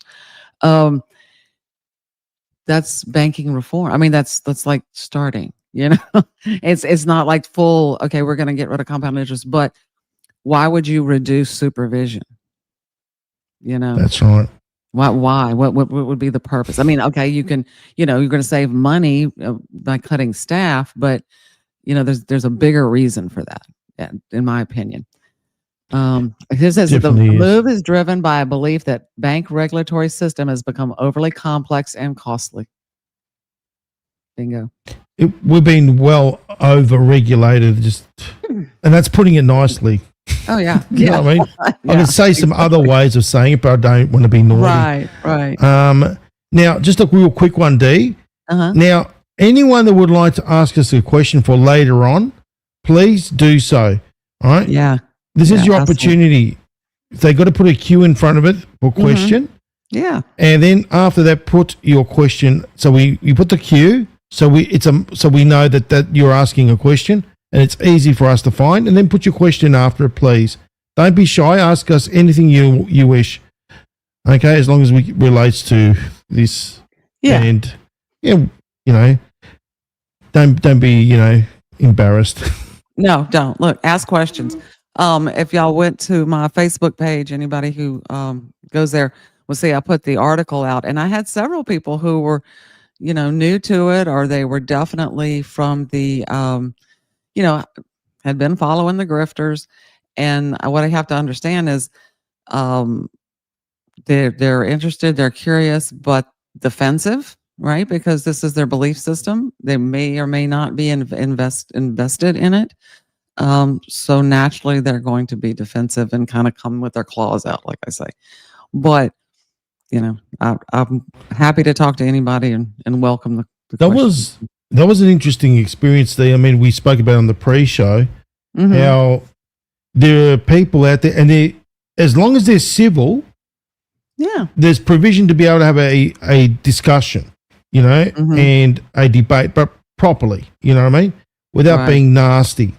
Now, you obviously had a few people, and we spoke about it, that approached you, and I think you posted something out there. Wasn't it the article? Yeah. Wasn't Okay. it? So Yeah. what I did, the article that we found from the American Free Press that, was uh, published on January 17th, 2005. There you go. That's it. And it was written by Mr. John Tiffany, who also penned a chapter for the book. Actually, he's the one that wrote about the grifters, and he outlines it in this newspaper article. And I stumbled upon that going through some papers about 2 weeks ago, and I was just floored. But so I posted it on my Facebook page, and I had, some pretty good response, but I had a couple people like, coming with the claws. But I attached the, explained to them what was going on. I gave them links to go and watch the Kraken, that episode 3, some other information on the website and that kind of stuff, and had some discussions with them. And, in one case, agreed to disagree, but it was civil, right? Nobody was ugly or rude and that kind of stuff. Because to me, if you're blatantly disrespectful or vulgar, or, in any way, then no, I'm not going to waste my energy on that. And But that's the thing. I mean, I like talking to people about it because, I learned something too. It's a two-way street. So exactly. Look, this is the thing. I mean, we promote freedom of speech, right? When it's done properly, as in when there's no disrespect, okay, and it's appropriate. Like, for example, I just want to say this just real quickly. On the the pulse on my Telegram D, I had an instant where I was speaking about a certain post. Now, with the pulse on Telegram, I allow people to be able to comment, but relating to what's being discussed. It's not a chat forum. I just wanted to make that very clear. okay. Now, what happened was there was a person by the name of Michael that decided to get there and started asking questions about the Bible and this. And I said, listen, this is not my team said, this is not the place to go and do this. You know what I mean? Mhm. Please keep it on topic. That's the rule. That's why we got the pulse, so we can speak about things that's relating to that post. You know what I mean? So you wouldn't Okay. put it. Yeah, You're not so gonna you sit don't there have and all say, that "Oh, cluttering no." up. Yeah. Exactly. Mhm. And then he started on about freedom of speech. It's nothing to do. And then he started getting nasty, right? And he's been saying that he's been watching me for years and years, which he hasn't, because clearly if he had, he would know my rules, right? Mhm. And rules are in place. Even I follow my own rules, okay? Now, rules are in place to be able to have open dialogue, but based on that post. That's what the pulse is all about. You know what I mean? That particular Telegram. We had the Q Lounge. Now, I made that very clear. And then he started getting nasty and nasty. And I said, you know what? There's no point in continuing in engaging this person. You know what I mean? Number one, he lied that he follows me for years and years and all that sort of business, because had he known, he would have known my rules. Right? Number two, they start saying, so they use this thing of trying to make you feel guilty. Guilt doesn't work. Okay? Like, as in, I send people across to you and I'm not going to longer follow you. That's your prerogative. But if you've been following me for a while now, you know that the rules are in place for a reason, and there's no reason why you should be above the exception of that as well. And I lead by example. Right. Isn't it being fair, Dee? Would you say? Oh no, that's very fair. That's very fair. I didn't read any of the information, but I have the same rules, and like I said, as long as you're respectful, and I'm okay with a good discussion, and a little banter back and forth. That's what debating is, and that's what we need. But we need to be able to come together and talk without the negativity. Well, that's right. I mean, but there's an appropriate. That's why I got the Q Lounge, where people can sit there and have that kind of conversation. Not sit there and, it's got to be appropriate. Do you know what I mean? Right. It's like we're discussing about, okay, we're talking about Nesara, Harvey's Nesara, and we're talking about topics with regards to the one big beautiful bill and all that. And we want to try and keep it relative to, as much as we can. There's not going to be, when people start talking about what we're discussing and presenting and all the hard work we've done, which I've seen it in the past, they're talking about what they had for Sunday dinner. You know what I mean, in the chat. And I find that quite rude, to be quite honest. That is rude. Yeah, that is rude. And if you're going to do that, this is not this is a place of, shall we say, people have invested, money as well in buying this book, and they want to pay attention to what's being taught, okay? And they don't want these kind of distractions, and that is rude. Yeah. Sorry, that's the way I feel, Dee. Oh yeah, it is, and I've watched it sometimes in the chats when it's and I know everybody likes to say hey and know each other and that kind of stuff, and that's good because I like the community feel, and it makes people feel like their voice matters and they're heard. But then there's a right time and a wrong time, to get involved in personal discussions. But for the most part, I think it's been pretty well, and I know Carol and Soren do an awesome job.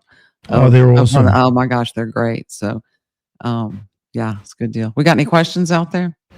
They're starting to start to trickle in, but please, guys, now's the time to start putting that Q and the question in, because what we want to do is try to keep the show within the realms of not going to, over hours and hours and hours waiting for people to ask questions. We prefer you do it in advance, so then that way we got the question straight off the bat. You know what I mean? Ready to go. Yeah. Okay, hear this. See go this for it. When the banks go down, what happens to our money we have in there? Will this be restored or do we lose it? What will happen to cash for those who have cash? Well, in Harvey's Nesara, National Economic Stabilization and Recovery Act, you don't lose your cash and you don't lose your money in the bank.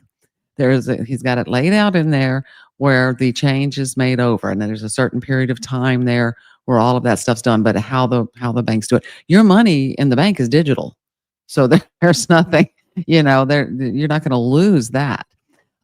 Cash would have to be exchanged, and he has a whole plan in there of how and when that would be done, and it's very systematic. I think he's got it roll out in the bill of what the Treasury is responsible for, how they are to mint the coins, what the coins are to look like, what the weight's going to be. I mean, everything down to the T. So to answer your question, you would not lose your cash or your money in the bank under the National Stabilization and Recovery Act.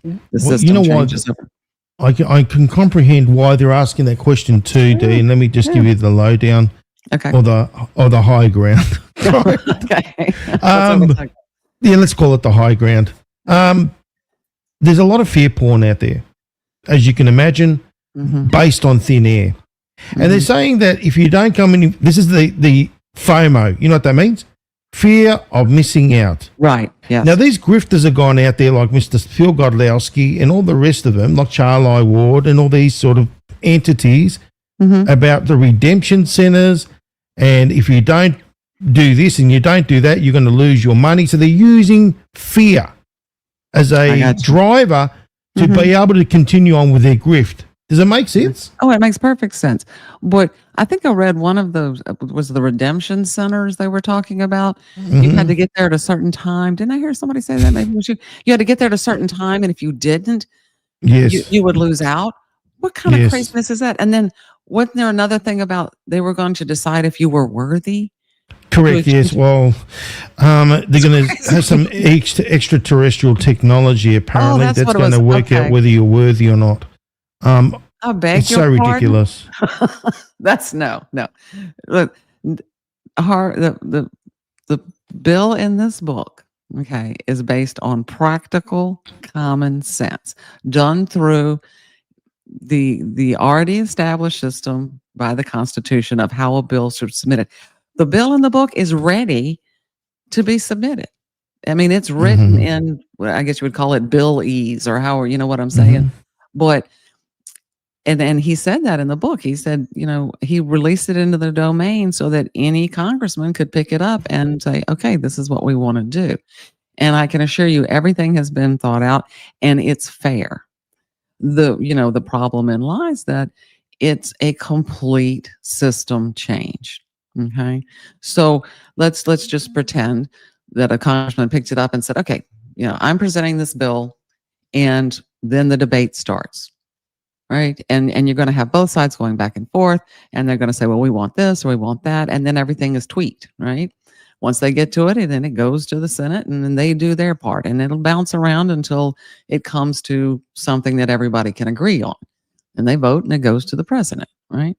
None of that has ever been done. None of that process has been started.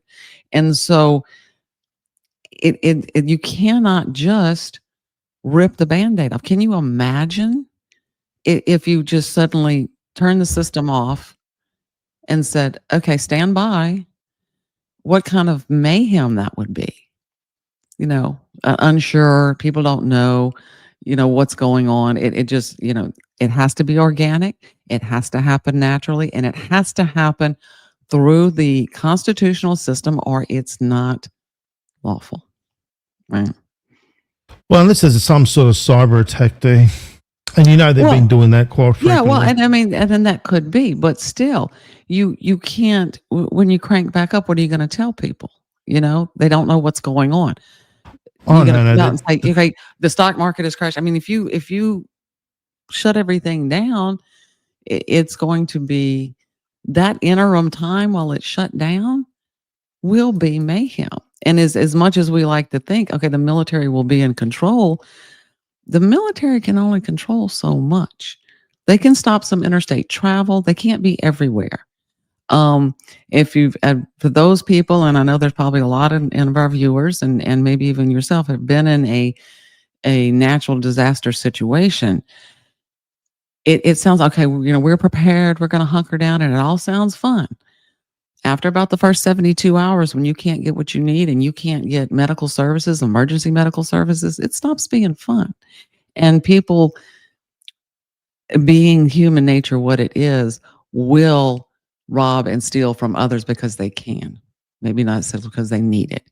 And I just don't foresee, I can't foresee President Trump doing something like that, just hitting the button financially. Maybe for other reasons, to do the arrest or whatever, that kind of thing.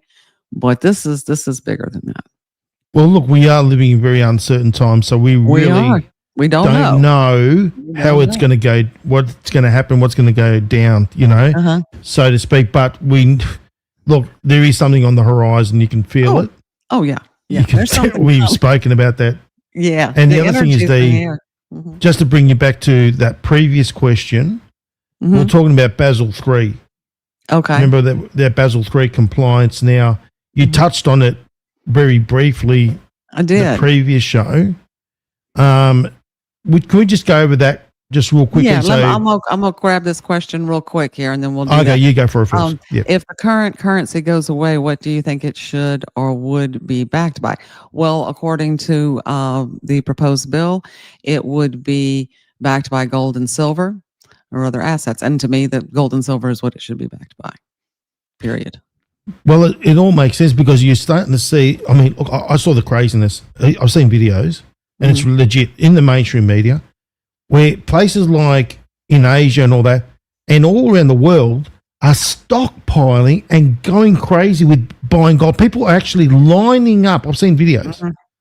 Lining up at the gold, the people that sell gold, and buying heaps and heaps of it I'm talking about, you know, people. Yeah. And it's just indicative of they know when you're seeing this sort of thing going on, you know something's on the horizon. And you've been seeing that gold's increasing in price and so is silver. So that's indicative of something going on as well. Right. You know what I'm saying, Dee? So- Right. Yeah, it has. And so you're right. That could be indicative of what's going to happen. The system cannot, a debt system like this cannot maintain itself forever. So here's the thing. We can do it the hard way or we can do it the easier way. The hard way is it's going to crash, right? It cannot maintain itself. It gets to a certain point. You cannot go on any further. So why not take action now, right? Correct. Calmly, with a plan, with a system that can be put into place that works for everybody, you know? And I think that's, you know, you can see the comparisons in the philosophy. You can see the comparisons in what Trump is actually doing and what the bill called for and how they correlate. So, you know, we're definitely in that turning point stage. Yeah, definitely. You want to talk about Basel? Let's talk about Basel III because Okay, let's it see. is All people right. saying, you know, about the banks being Basel III compliant, and you can find that out easily online. Just go and check out if your bank is compliant with Basel III.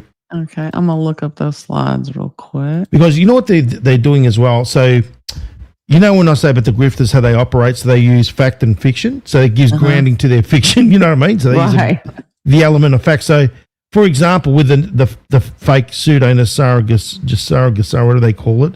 Okay, they're using Harvey's work, right, which they have, and then added the fictitious embellishments to give grounding to the whole thing, you know? Now, the same thing with the RV, the revaluation, we've spoken about that. They're using Basel III compliancy as well. So they're giving grounding to what their fiction is using fact as well. You see how they operate? I see That's what how you're a con artist works. Okay. Well, yeah, Basel III is something real. Here, I'll share this with y'all. That is real. Okay. Oh, you got to take yours down. Okay, yep, no worries. I'll do that now. Okay, here we go. All right. So, what is Basel III? It is a global regulatory framework developed by the Bank of International Settlements, BIS, through Basel Committee on Banking Supervision. It was introduced in 2010 following the 2008 global financial crisis, which exposed serious weaknesses in banking regulation, risk management, and liquidity. Of course, you know people that lost a lot in 2008. In fact, I have a dear friend who her parents were scheduled to retire, and it really messed them up badly. But so it was huge. The central purpose of Basel III is to, number one, strengthen the resilience of banks and the global financial system, prevent the kind of systemic collapse that occurred in 2008, and ensure banks can absorb financial shocks while continuing to lend and support the economy. It builds on previous accords, Basel I in 1998 and Basel II in 2004, but introduces far stricter capital, liquidity, and leverage requirements. Now, I got a little bit more here. Let's go on to the next one. No, people are saying, hold on, sorry, Dee, this one here. I asked my banker a while back and had no clue what what I was asking. Was he talking about, because Basel III is real? Yes. It is real. It is real. It is real. Yeah. And I've got a timeline It on is correct. I don't like using Israel because it sounds like Israel. You know what I mean? It is factual. Oh, yeah. It There is you a go. real Yes, it is factual, yes. program, however you want to call it. Now, let's see. Basel III, Basel Committee on Banking Supervision, the U.S. Federal Reserve, OCC, and the FDIC translate them into domestic rules on September 18th, 2023. This is where the information came from. Now, Basel III has been rolled out in phases since 2013, with some measures extended through 2028. Overall, I know this is all kind of confusing. What Basel III is doing is making the regulations on banks tougher, so that it requires them to keep reserves. It controls that, so that if banks fail, we don't have to bail them out. It's great. I mean, I'm not saying that Basel III is a bad thing. It's very good for citizens, taxpayers who don't want to, have to bail out the banks again, right? But these were some things that they've done over the years and some milestones. Okay, so in 2013, they phased in of capital and liquidity rules began. 2015, the liquidity coverage ratio. That's where they introduced a new ratio of what the bank had to keep liquid and what that they could lend. Net stable funding ratio, that was in 2018. So that's the same kind of thing. 23. Have you heard about the bail-in laws? The what? The bail-in laws. Bail-in laws? Yes. Let me introduce you to that one. Okay. It's called it's a law that, for example, if you got a deposit of 200, so I'll read it. I've got it right here in front of me. Hold on. I have to add my screening, don't I? Okay. Well, let me remove mine. Okay, there we go. Do you want to read that? So can you read that? Yes, bank. Hang on. Okay. Bail-in laws. Yes, bank bail-in laws are legal in the United States, the USA, under the Dodd-Frank Act, which allows regulators to use a failing bank's capital, including large deposits, over the FDIC insured limit to recapitalize it instead of taxpayer-funded bailout. This process designates certain creditors. I'm getting tired. Including depositors with balances over $250,000 as unsecured creditors whose funds can be seized. Yes. To absorb losses. Notes. There you go. Investopedia, that's where you got it. Investopedia. The goal is to prevent large banks from being too big to fail. Yeah, and protect taxpayer money. So that is different than Basel, I take it. Yeah, it is. Okay. It is different. Yeah. Okay. Let's go back to All you. right. All right. So let me go back. So, in other words, think about it. Mhm. Anything over 250 grand, you're not secured, right? Right. They can seize your, so you got, say, $1 million in the bank, for example. 250 is secured. So Right. 250, but then the rest of the 750 you can kiss goodbye because the If bank the can bank use failed. it to absorb the losses. Correct. Yeah. Yeah. That's why, it's not insured by the FDIC. So Yep. that's why they say spread it around. Yep. You've got that kind of Spread it spread it around, right. around so you can make sure that We're you're always copping the sharp end of the stick because that's the same thing in Australia too, by the way. We've got bail-in laws. So it's not just the United States. That's what I'm Okay. saying. We're all All right. connected. This has gone global, and so as from what I understand, Basel is a global thing, and it's being implemented over time in different areas. So this is the goals of the whole deal: to ensure banks can absorb unexpected losses, like you were talking, without collapsing or turning to taxpayers for bailouts. There you go. So it was relevant. Yes, it was. Reduce systemic risk caused by over leveraging institutions, right? So it's telling them how much they can risk. When I was talking about that ratio. Yes. Prevent liquidity crisis like those seen during the Lehman Brothers collapse. Prevent economic, notice there, let's get rid of that. Prevent economic bubbles by forcing banks to hold more capital during expansions. Make systemic important banks more resilient and accountable. So all of that's good. It's a good idea. Here's the problem with Basel, and here's the problem with the bailout. They're operating under the same fiat debt system. Okay. So again, it's another Band-Aid. It's another tinkering at the margins. If you were to change the actual system, the mechanics of it, this would be obsolete. Right? If you have the kind of reforms that are talked about in Draining the Swamp, it's like I said, you don't need this. Make sense? Yeah, it does. It does. Okay. I want to show you something. Have a read of this quickly. All right. It's all relating to what you're saying. Okay. You know what I mean? It's all relative. Uh-huh. Have a read of this. The bailing, this is the tool where failing banks, creditors, and large depositors are forced to absorb the losses by converting their claims into equity. Then you've got the bailout laws. This involves external parties using the government, using taxpayers' money to rescue a bank. Yeah. So does Basel III stop that from happening? It stopped that from. Was that an Australian? No, I'm saying no. That was in the US. Yeah. US. Oh yes.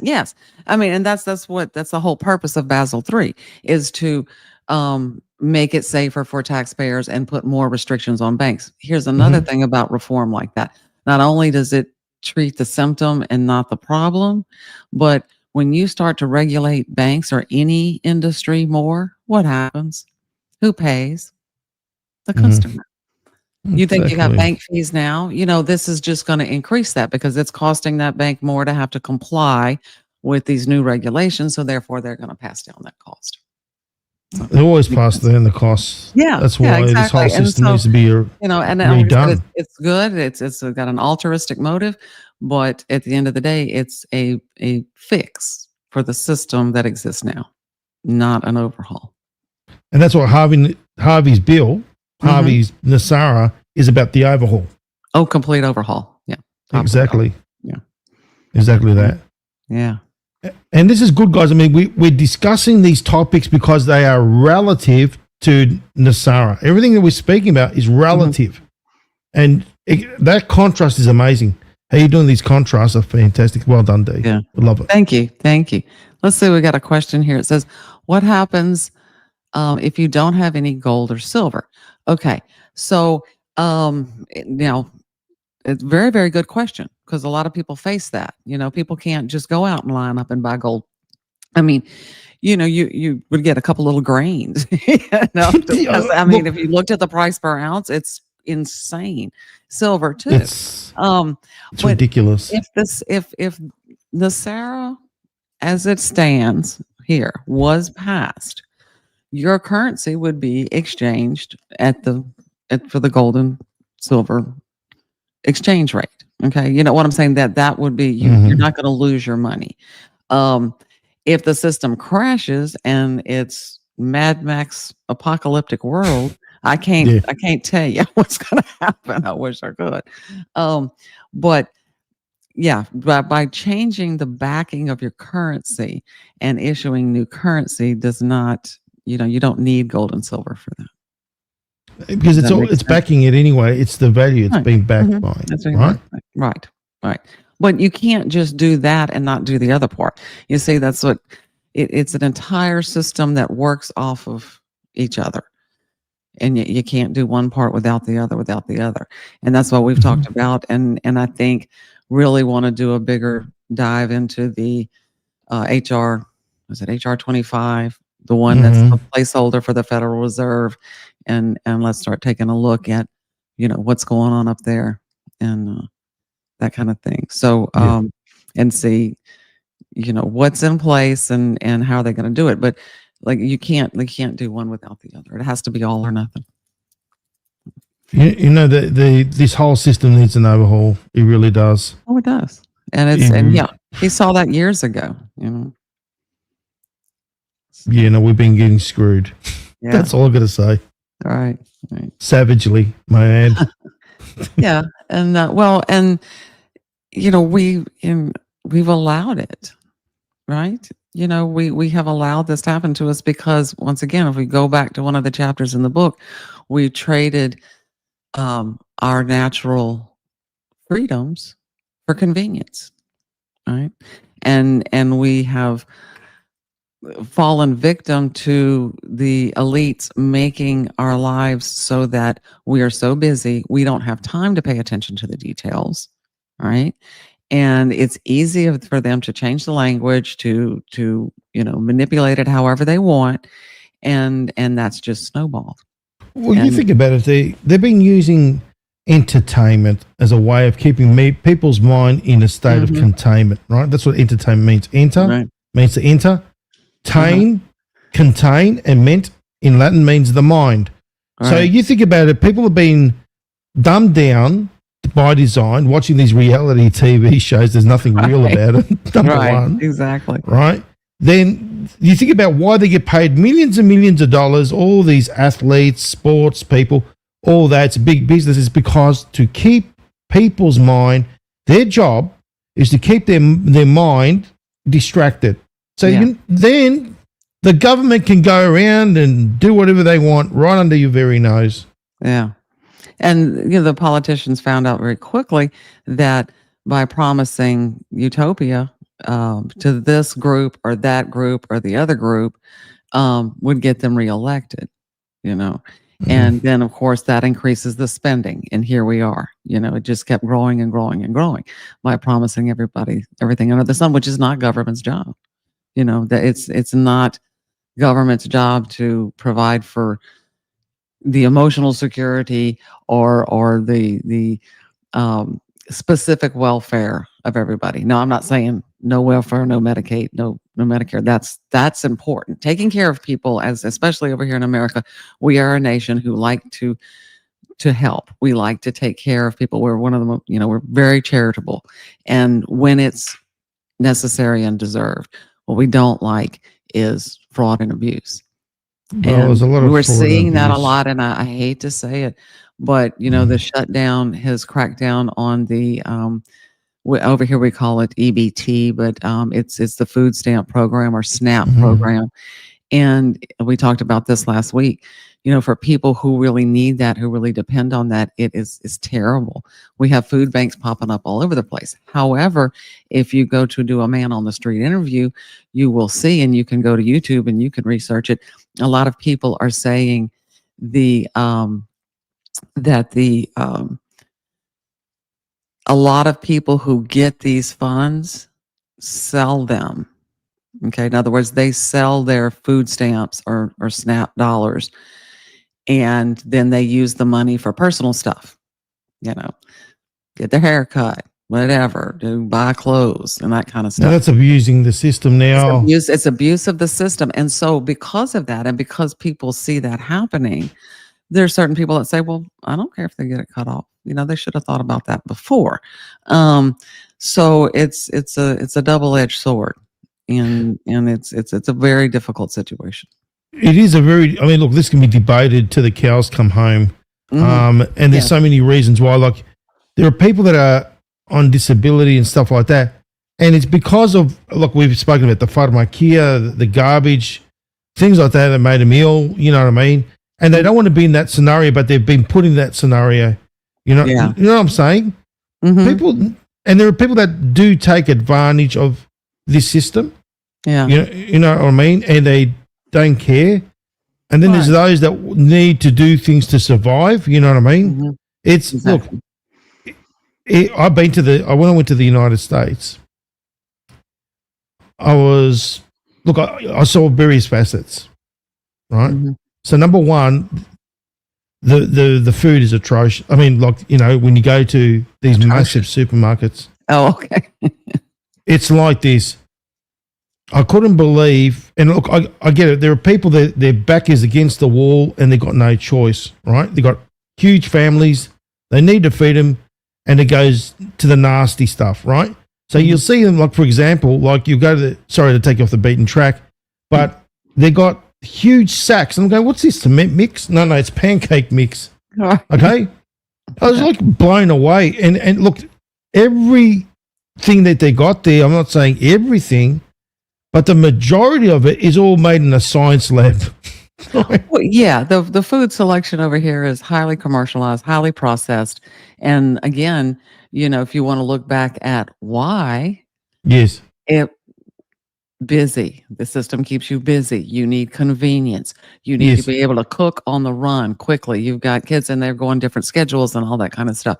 And of course, that's why the fast food industry over here is just enormous. Look, I couldn't believe it. I ate a burger and my mouth was burning from the salt. Oh, okay. So I'm not used to, look, it was way over salty, and then the drinks are way sugary as well. So you got the extremes. Now, getting back to what I was saying is, what I'm trying to get at is that kind of abuse over time has caused disabilities, right? It has. Yeah. In many ways, shapes, and forms. And then people are forced, not because they want to, but they're forced because of their health circumstances that they can't go and work, you know what I mean? Or do something. Yeah. So they're the ones, like, you know, this is the ones I look at as well. Yeah. And they're the ones that need the help. And so, but the ones that abuse the system have jaded the opinions of a lot of Americans, you know, and they say, okay, we'll just, you know, cut them all off because we don't, you know, they're not using it right anyway. But, you know, in the industry that I work in with in recovery, people just getting out of treatment, this is the kind of help they need, you know, until they a few weeks, and then they get their living quarters set up and they're able to get a job. So it's that interim time, you know. So there are people that actually need it. But there again, another example of how the shutdown is being used to rein back in spending, right? Yeah. So you said done by design. I saw a question up here from You go for it. our lovely. What would be the point of buying silver if your money will be the same? Well, it won't exactly be the same. In other words, you have a silver eagle, and that would be fine. But or I don't think they still make gold eagles. I don't know. I can't afford one of those, so I don't know what they look like. Forget about it. Forget about You it. need a bank line for that Yeah, one. it would be the same. Yeah. But you know, the currency, your dollar bill, I don't have one with me, will be backed by that. So I'm not sure if you're saying that you don't need to buy silver now because your currency would be the same. Yes. So in that respect, yes, you would be fine. But what people are rushing to buy gold and silver for is because they're afraid the system will be turned off instantaneously and it will collapse and your dollar bill will be worth nothing because there will not be anything put in place to replace it. Okay, so that's where what FCB was talking about earlier. I believe that, you know, the fear. I've got to get it now and I've got to stockpile it because when the system crashes, I won't have anything. And I don't have a crystal ball, so I can't tell you if that's going to happen or not. But if you go about it with an organized plan, then you can head that off. Well, think about it this way, Dee. Yeah. In any war and all that, like if the currency fails, you know that gold and silver will prevail, right? That's how it is. It's always been an eternal investment. You know, it has. A good investment. Yeah. It has. So basically, just looking at that kind of, shall we say, how people are buying and going on a, shall we say, frantic spree, okay, it's indicative they can feel there's something coming on. Do you know what I'm saying? Yeah, well, it's that energy, and it's fed upon, you know, the fear. But you know, I think that, let me say this again. It's got to come about organically, and it's got to be done systematically. But if you look back, and when economies have done well, or in war times, or times of crisis or distress, the government has utilized what President Trump's doing right now, tariffs, to bolster it back up. Another thing I want to make very clear: virtual gold and silver is not backed by the government. They go bankrupt, you can kiss your virtual gold and silver goodbye. That's a reality. I would like to look at that. So when you say virtual gold and silver, are you talking about? So in other words, you know, when you go to a company and they say buy virtual gold and silver, what they do is they put gold on your behalf in a safe, and they say it's there. You know what I mean? They go bankrupt. You're not protected. It's not government backed. That's a fact, ladies and gentlemen. So what about, you know, I would like to look into the companies that do IRA, gold backed, silver backed. Okay, IRA. Not backed by the government. You can type it in Google, have a look.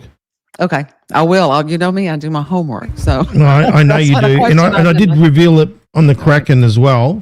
Yeah. So if I type in you know, digital gold or virtual gold, you know, backed by, you know, the government, is it backed by them? It'll tell you no. No, there we go. No, virtual gold is generally not backed by the government. It is a private investment. Okay. Right? Mm-hmm. So unless you have it in your hands, it's not going to be doing you much good. Is what No, it won't. Is the point that you're making? Okay. That's the reality. And the thing is also, Dee, I mean, you think about it. I mean, these grifters, they go around telling you to buy off their virtual gold places, and yet they have the audacity to juggle the gold bars and silver bars. But I like mine in my hand. Right. Lovely, isn't it? Yeah, it is. I was just reading one of the comments here. It was about a girl said they found silver, 12th place setting, which made me think about it. In the bill, Harvey makes provision for private minting. Okay, and I'll have to pull that portion and we can talk about it. Is get into, because he goes into the weights. I see a lot of questions on, how much silver would equal $1, and that. So I'd like to dive into that, and we'll pull that section of the bill and get some actual numbers so that we can answer those questions. Because I don't like to guess and I don't like to speculate. So sure, and that's what we want to do is make sure it's all factual. Yes. So when I say something, then I don't want to make sure that it's factual out of the book. So we're going to put that on our list. Now, the tether facility of, we talk about stablecoin, right? Now, stablecoin has a tether facility to be able to tether a physical asset like gold. However, if something happens, it can lose its connection. So are you speaking about Bitcoin or stable currency? Okay. Stablecoin. Stablecoin uses a tether. What do they call tether? And it's like this. At the moment, you got the tether that connects up to, for example, the currency, so the US currency. Now, what happens is what if the US currency takes a nosedive? Does the stablecoin can maintain the stability? No, it loses the tether. So basically, sorry, don't worry about what I said about the gold tether. Talking about the dollar tether. So okay, what happens when they got the stablecoin? They got a tether that connects. Tether means a connection. So it's a connection facility, like a tether. It's a crypto thing that connects up to the actual, dollar. And what happens is when the dollar drops, it loses its connection to the stable coin. So it doesn't provide this. Say, for example, right? The dollar, is at a certain rate. If it drops down, right, and it ridiculously drops down, you lose the stability. Okay. I know the thrust behind Bitcoin, the philosophical thrust behind it was that it would be something stable, like a gold and silver. In other words, the philosophy was that our currency would be backed by something that was stable, and it would be stable because it is limited supply, just like gold and silver. So you only have so much. And so what does that do to the value of your dollar, or what backs it? It makes it go up, right, instead of down. And Bitcoin had the same philosophy. I haven't studied Bitcoin enough to know the ins and outs, but I understand that there's only so many. There's only so much of it, and that's what gives what it happens value. with, even with crypto, what it does is, for example, you want to connect stable coins. So there's different types of stable coin, right? That you have different facilities, like as in to connect up to certain things, or what they call pegging, right? Okay. So they pick it up to a cryptocurrency, and so the stable coin connects to a cryptocurrency. What happens when that drops? So they use these algorithms. So, for example, you've got to add more of that cryptocurrency to have a buffer, create a buffer, and use the algorithm. You got what I mean? So one Bitcoin won't equal, say, one stable coin. You know what I mean? It might be a little bit more, depending on what type of crypto it is as well. But with crypto, that's how it is. You need to have more to have that buffer, so it allows the algorithm to work and keep it stable. Okay. You get what I mean? Yes. Now, with gold, I've got it right here. Stable coins are cryptocurrencies that attempt to peg the market value to some external reference, right? So we've been speaking about the various different references. Stable coin may be pegged to currency like the US dollar, like I spoke about before, or to gold, right? So you can see one token represents one troy fine ounce of gold. Yeah. Makes sense? Yes. And that's how Harvey measured in the bill was, the coins. There's this actually went back to the Constitution of what it's supposed to weigh. So that's interesting. But yeah, I want to do another. Get some more. We should look into that a little bit more because it's very interesting. Like I've done the research, but we should go through that again together, and then bring it in connect it with Nesara as well. How that would work. Comparison. Yeah. I like that. So there we go. Something we can do. Yeah, something we can do. I like that. So, okay. So I'm looking to see if we had any other questions. I'll go back to this last slide. Let's see. Here's one. You're talking about this slide? Yeah, there's a question here. Let me grab this real quick and see. I don't know if I can answer this or not, but we're gonna give it a try. Yeah. With BRICS buying gold to purchase energy, doesn't that represent fiat dollar being worth less? So BRICS is basically a different financial mechanism, right? Okay. You got to look at it from that perspective. Okay, now gold was that with BRICS buying gold to purchase energy. So you think about why gold, right? Because gold is a universal thing. It's been used. I mean, worldwide, isn't it? Right. So it only makes logical sense to purchase energy, because if they're going to be purchasing energy off each other, it makes perfect sense to buy gold. You know what I mean? Use as a common denominator. I see what you're saying. As backing up the BRICS currency. Okay. Yeah. Makes sense? It does. It does make sense. Does that represent the fiat dollar being... Well, think about it. The fiat dollar is not backed by anything. Right. Yeah, the fiat dollar is backed by the debt of the Fed, and so it's not worth anything. And so, when you think about it in those standards and you think about... I really started to kind of bring it home. When I go to buy something and I'm giving them my dollar, I think to myself, well, that was debt I just gave, theoretically, philosophically, I just gave that debt. And now I'm holding, my stapler in my hand, with my stapler and my scissors. So I traded that debt for wealth, which is something tangible. And so when I started to look at it in those avenues, and I said, okay, I've got to change my point of view on how I handle the money.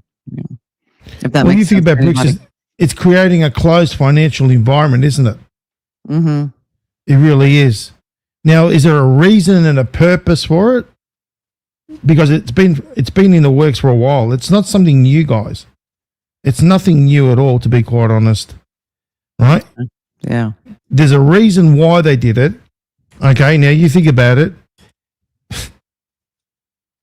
It's got to do with the obviously the corrupt politicians. Yeah. Okay. That's what it's got to do with. That makes sense. So, and it's in actually. I'll see if I can find it, because it's in the Q drops as well. Can I just bring that up? Q drops 3836. All right, because it is relevant to what we're saying here, guys. That's what I'm saying. The Q drops are spot on. Though, remember the Russian reset, that was actually in the cards. That we can speak about that. That's got to do with what they were planning to do. Okay. Now, it says there that basically what they were doing is that the money, how do you get money from point A to point B, so to speak? And what they did was create a closed financial system. The common denominator, China, Russia, and Iran. Okay. Now, you think about it, how was payment made to the US person? Think Ukraine. There you go. There you go. Think Iran. Russia, Iran, and China allies. They created BRICS, ladies and gentlemen, as a way of these entities in the US known as Obama, known as all the Hillary and all the gang, you know what I'm talking about, all those corrupt pieces of shit, and basically creating a closed financial system known as BRICS so they can benefit monetarily, if you know what I mean. Right. Does it make sense? Laundering money. And they use Ukraine. So, in other words, the U.S. taxpayers, or what it says there, risk U.S. national security. Wait a minute, how do sold out? Sold US, out. There we go. Okay, to benefit for personal financial gain. So we, as the taxpayers, are sending. And I'm saying this so I can get it straight in my head. We send our You want to read it tax from the money top? over What do you there, reckon? and they launder it and deal with each other in gold. Is that through the BRICS? Correct. Yeah. Well, okay. let's have a look. Okay. Think Hillary Rodham Clinton Russia reset statement. Right. So that's something that we can go into I remember that. another time. But just let's go to the crux of it. Number one, that's why President Trump is doing these shuts down. Look at this.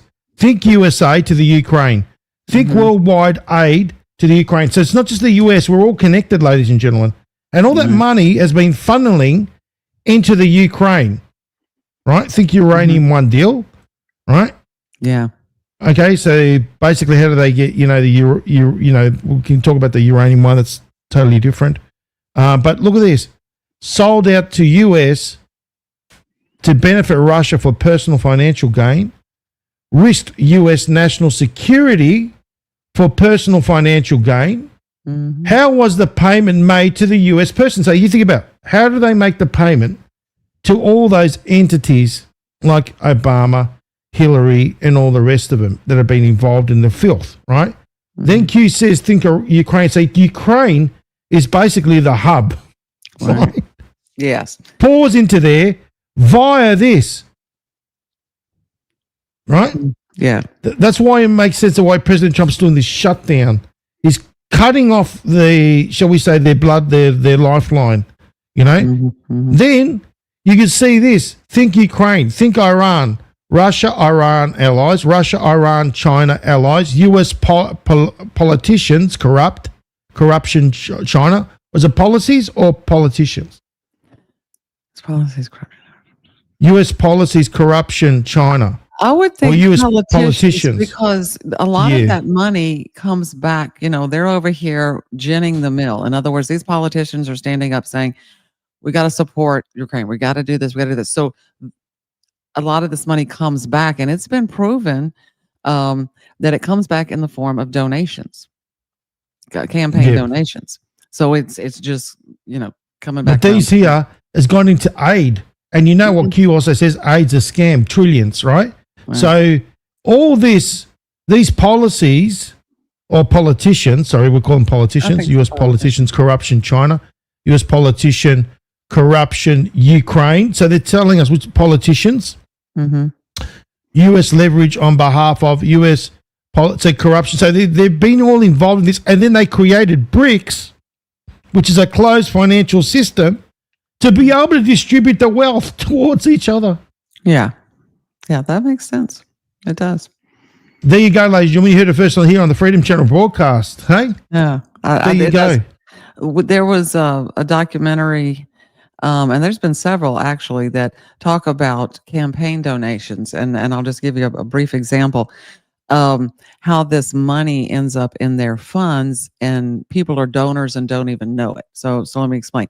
Let's say you have a nice elderly lady, lives in some Midwestern state, okay? Yeah. And she's on Social Security, and she may be a member of one of the parties, and she can't afford to make any donations. But if you go and check the donor rolls, you will find out that Miss Fannie Mae from Omaha has donated tens of thousands of dollars. If you knocked on her door and said, ma'am, did you donate? She would know what you're talking about. You see, so this money comes back into their campaign funds under people's names that have no clue that their name is being used that way, or they come in under fictitious names. But that's the money that's going to these aids and being laundered back. Well, you know what? Thank God for President Trump bringing this whole debauchery down to its knees. Yeah. You know what I mean? Exactly. That's why I'm saying this whole, now let's talk about the shutdown. 31 days. Now, apparently this is the biggest shutdown ever. Now ask yourself why. You know what I mean? The why. Because he's actually cleaning up shop. He's actually literally cleaning up. Yeah. And like I said, it was said earlier, cutting the spending back, getting back to the bare bones. And that's what government is supposed to be. And, identifying those that are perpetuating it. Yes. In the course. So, yeah. And that's why he's got his friend, the auditor, Darth Vader. Okay, you know what's called? Yeah, he's going around there cleaning up shop as well and auditing. He's actually doing the auditing as well. Okay. So this, you know, which one I'm talking about? What's his name? What's he doing? He's the budget cutter. Okay, I'll tell you his name. Okay, his name is. He's in the enforcer. Yes, I know he's a lovely enforcer. Russ Voigt, that's the one. Good old Russ Voigt, Darth Vader, going out there. Oh, that's right. Yeah. Yeah, and basically cleaning up shop because he's going out there and he's auditing. He's destroying the Death Star. That's so funny. That's why they call him Darth Vader, because he's destroying the Death Star. My goodness. You know? We had a comment here. Yeah. I don't know. I hope she doesn't mind if I put her comment up because Yeah, I'm go for curious it. about what she's saying. That's how they got all of their money. Mayor in Raleigh just got caught $100 million embezzlement. I was in so Raleigh, she means guys. I know. in Raleigh, North Carolina? North Carolina, yeah. Oh, good. I don't have time to watch much news at all, but yeah, thank you for that information. I didn't know that. But there's an example. Okay, there's an example. Mm-hmm. So. And they all, this is the thing, this is the beginning of the end for all of them. Mm-hmm. Yeah, I agree. So I had one more screen to wrap up the Yes. the company that kind of brings everything home. So you want to share that now? I don't know if we had any other questions or. The one there? I believe that's it. Let me blow this up. Yes. Okay. Okay. So we're moving into Nesara's direction philosophically, but not yet, but not institutionally yet. And here's what I mean. There's a real and growing awareness among everyday people that the current fiat debt system is unsustainable. I think we've talked about that, and we're all in concurrent.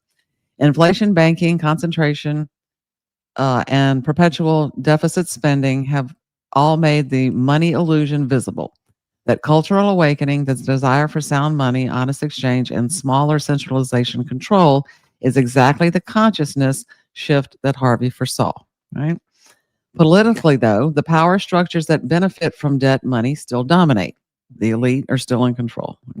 Even reform-minded leaders like President Trump operated within the Federal Reserve System and fiat framework.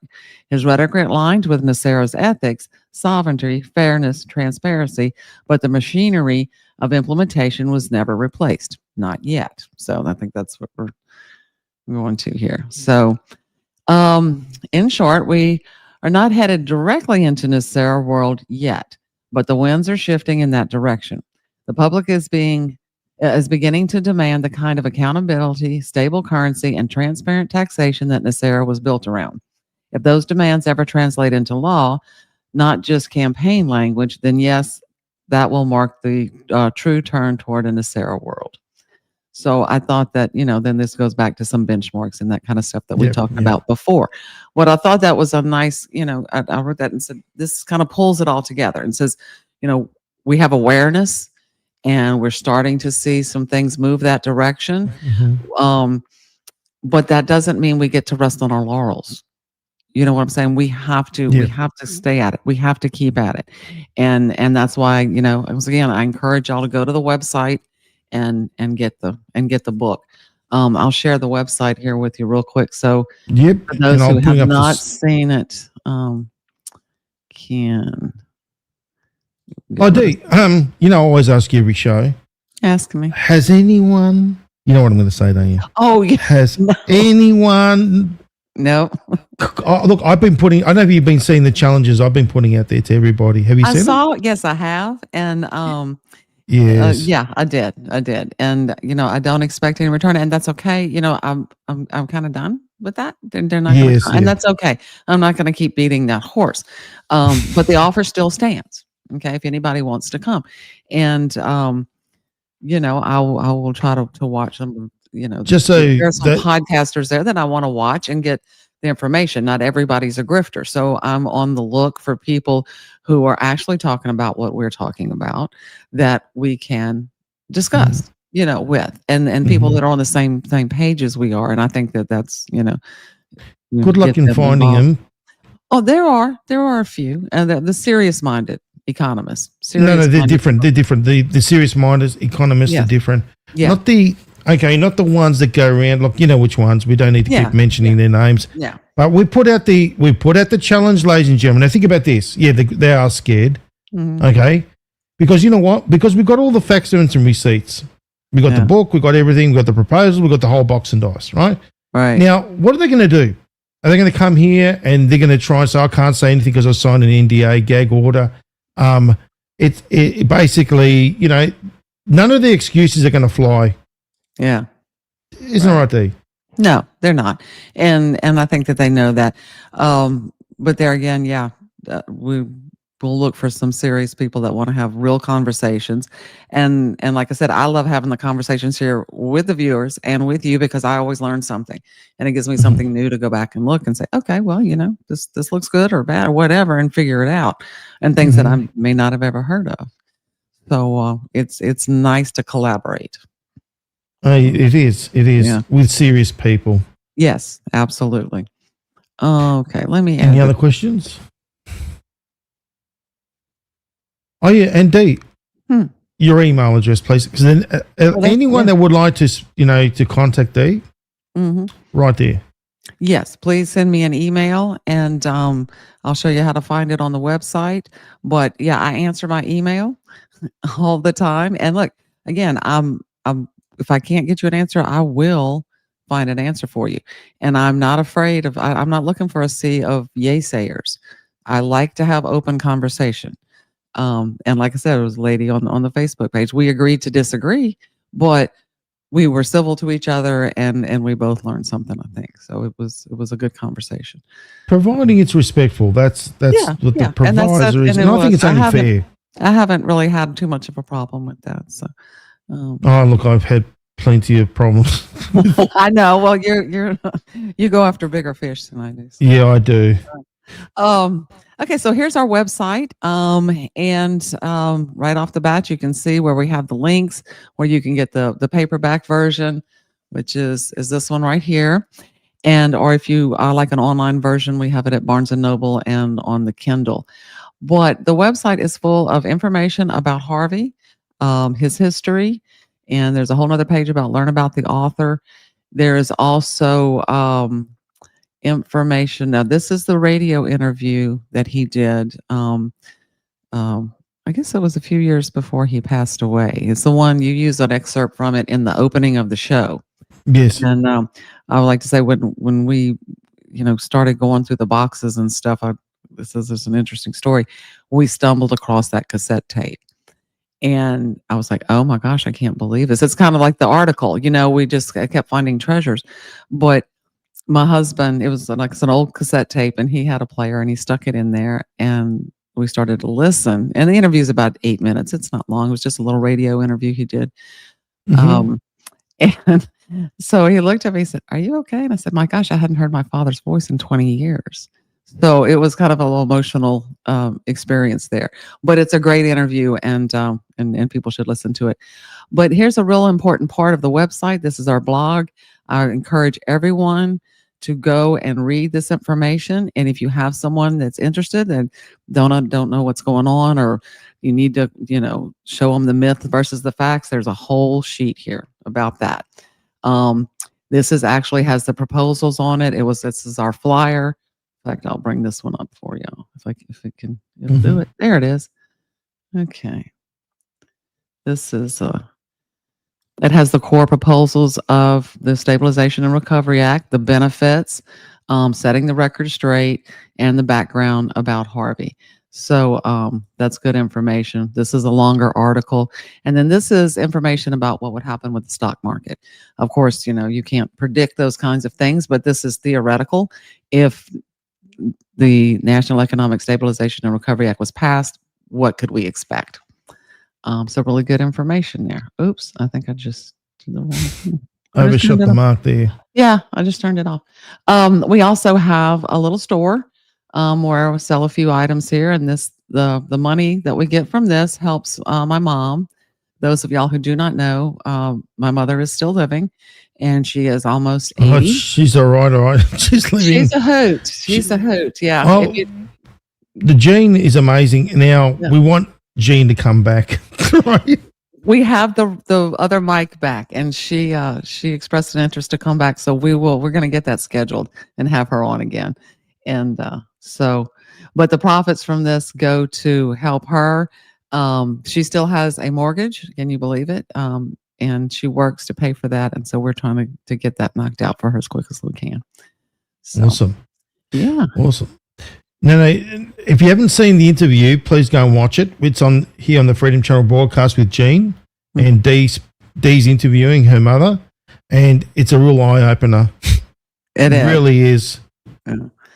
Yeah, she gets to talk about, she was there. She lived through it. She lived through, when the grifters first came out and how that affected Harvey, and subsequently, what happened after that. And, after his death, she kept the website up for a little while, and then it, just couldn't afford it. And so they packed it all up and put it in the attic, or we did. And it wasn't until years later that we got it back out. So it was an interesting story. I have a couple of interviews on my Facebook page. If you scroll down, you'll see me tell more of my personal story. Oh, they're great. Yeah. And we're looking forward, as I said, to Jean coming back, and hopefully live on the show will be great to have her. Oh yeah, we'll get her in here live. I'm not going to be responsible. I want to waive her. No. There's going to be a trigger warning, warnings left, right, and center. She wants to go for it.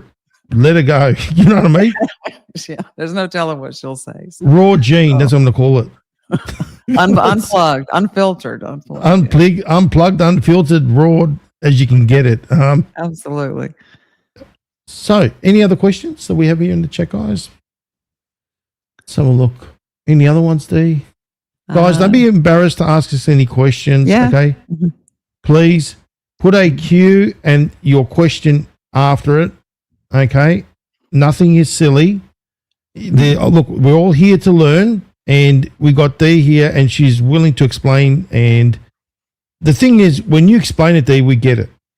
It's like, if you got an economist, they speak all that jargon, and people find it very, shall we say, the moment they hear that word economy or financials or whatever, they go to sleep. Right? Well, it is. Yeah, anyone to sleep. You're absolutely right. And that's, one of the reasons I'll tell you another little side of my personal story. When I decided to put his work into the paperback, he had a hardback, which is this one right here. This is the hardback version. And this is the ones that he had printed in 2005 before he died. These were the ones that were packed in the attic. And through some prompting, it was a little story, but anyway, we sold some of these on eBay to raise some money, and I was really shocked how well they sold. They went around the world, but I used the money to get this put on paperback because that's what he wanted. He wanted this. He calls this a people's movement and monetary reform, monetary rights. He considered it natural rights. But anyway, as I'm going through and proofing this with the people that I hired to typeset it for me, I had never read his book. Now here we are in 2023, and I'd never read it. And people were like shocked. They go, "Oh my God, it's your dad's book. Why didn't you read it?"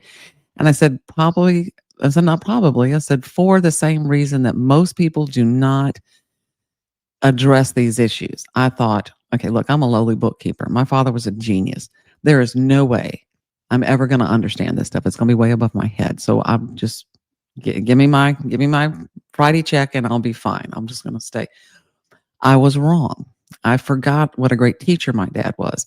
And when he wrote this book, he used those same skills. He meets you where you are. And I began to realize how simple he made everything. And I said, my gosh, if I can understand it, anybody can understand it. And so don't be intimidated, I think, is the moral of that story. That's it. I mean, look, Yeah. don't feel like you can't, put your mind to anything and you can achieve it. Like, I've been learning, look, it's never too late. That's what I say. Never ever think that it's too late. You're too old, this, the other. No, don't throw that out. No more excuses. I have even started learning about quantum mechanics, quantum computers, all that sort of stuff. Yeah. Yes, I've been starting to, and you know what it is? It's like, it all makes perfect sense. Mhm. Now, to me, it makes perfect sense. But then when I'm going to show people, I've got to be able to explain it. That's, the thing is, they got these people, they think they're geniuses. They got, they're a mess, right? So they've got boxes behind them, papers, and because they talk at 200 miles per hour, people think that he's a genius, right? Mhm. And shoveling papers. No. A genius is somebody that can actually compile things, put it in a specific order, because that takes time and effort, Mhm. and then to be able to explain it and be coherent to everybody, from anyone, no matter how old they are. Right. Do you know what I mean, Dee? That's a genius right there. Yeah, it is. It is. You have to be able to communicate, and you have to be able to meet people, like I said, where they are. And sometimes that is the super fast paced rate. And but listen, you're just talking to people, and we all have the same concerns and the same worries and the same problems. And so you just, you talk to them just like you talk to your family or your neighbors. And like I said, don't ever feel intimidated about it. Everybody starts somewhere, If you think about President Trump, he's surrounded with all these experts, right? Mm-hmm. So he's like, I can picture him right now. Listen, cut the garbage out. We don't want to hear the jargon. Just go, tell me what it means. You know what I mean? Yeah, I love it. I love that. I love look, he's got a great, shall we say, outlook. Now, Dee, I've got to read this because I love it. Okay. The other day he said this, right? And I've got to put it in a lovely little slide, which I'm planning to do. And he says, true success comes from having the confidence and the courage to prove the doubters wrong. That's what we're doing, Dee. Oh, yeah. That's where you have your greatest successes. On a bumper sticker there. That's President Trump. He said it. So that is so great. There you go. You're going to have to decode that one for us. Oh, look, he is amazing. And he says things that obviously make the world of sense. Now, like I said, when I explained to you about quantum computing and quantum mechanics and all that, I'm going to explain it so everybody gets it. Right. And that's what it is. That's what true learning is. Now, you think about goes back to what I'm saying about the economics, right? Financials. I'm getting back to that. Yeah. Why do they do that? Deliberately. Yes. So they say, oh, don't worry about it. Let him handle it. You know what I mean? And I'll just pay my taxes and shut up. Right. That's the end of it, right? Now, Harvey did all the hard yards, and by the way, when Harvey did the book, he wrote the book what did he write it? In the 90s? Well, it was a culmination of his life's work. He started, in the 80s and began researching and working and learning. I mean, when you see the list of references in this book, you're going, oh my gosh, and he read every one of that. And again, this was back in the day when computers were new, I think the first big anchor thing. So all of that had to be, just like you said, digested and put into his words and made where people could understand it. And he's got a sense of humor too. That's what's so funny. Yes. Now, this is the thing. And now with Harvey, he did all the hard yards. He did the hard work, all that. There was no AI to write the book for him. Like there is anyone in this day and age can write a book and you don't have to be an author. You can call yourself an author. The AI does the work. You just shove it all into the AI and then AI makes sense of it. And I've seen it over and over again, Dee. Like these people that go out, they call themselves authors and you look at their intelligence level and you think, well, how can they be an author? There's no way AI is involved, right? Definitely involved. Now, have a look at the books out there. Nesara, all these books, and it's all AI based, right? They're going out there, and there's people that are just spitting them out left, right, and center. And it's like, you know what? You go on Amazon, you type it, like I told you, go on Amazon and type it, and you'll see, just type in the word Nesara, and you'll see the amount of garbage that comes out. You know what I mean? Just every Tom, Dick, and Harry have become an expert in Nesara business, you know? Right. You know, they're writing Bibles, they're writing everything now. Have you seen that? The new Bible? Yeah, I know. I've seen that. They advertise on the social media channels, and they teach people how to make money fast. I think we talked about this in the pre-show, that, you know, all you do is click here, and in less than 15 minutes, you can have a book published on whatever subject, full with illustrations and all written out, and you just gen it out there, and it makes money. That's correct. There is no, what did we talk about a couple of weeks ago? One of the chapter, meritocracy.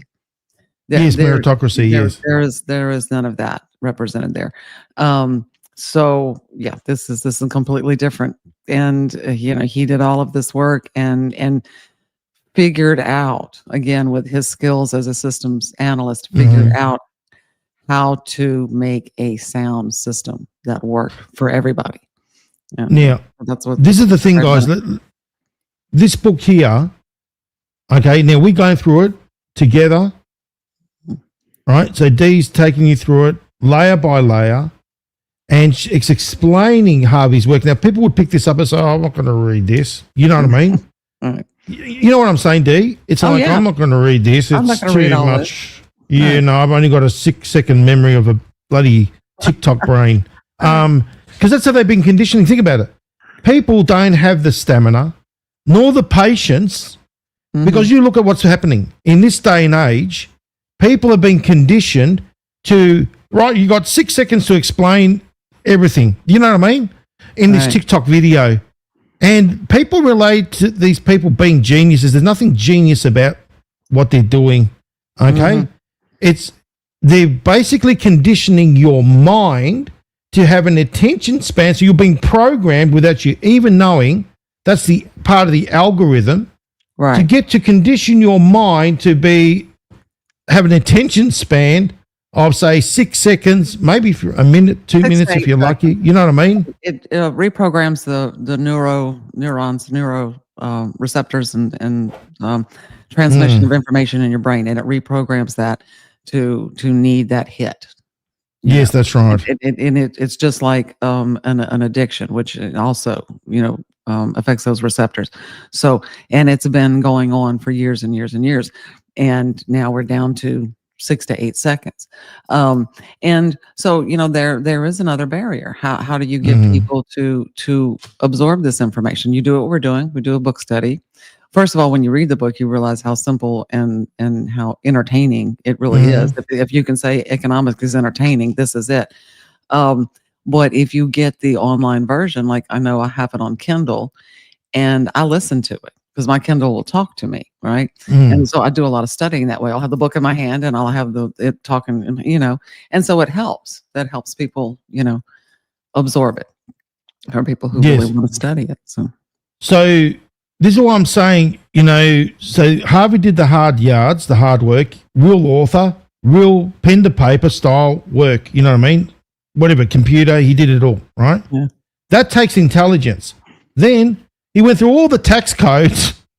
So you didn't have to do all this business, right? Yeah. Went through all the tax codes, went through all the hard work to do this. And he didn't use AI.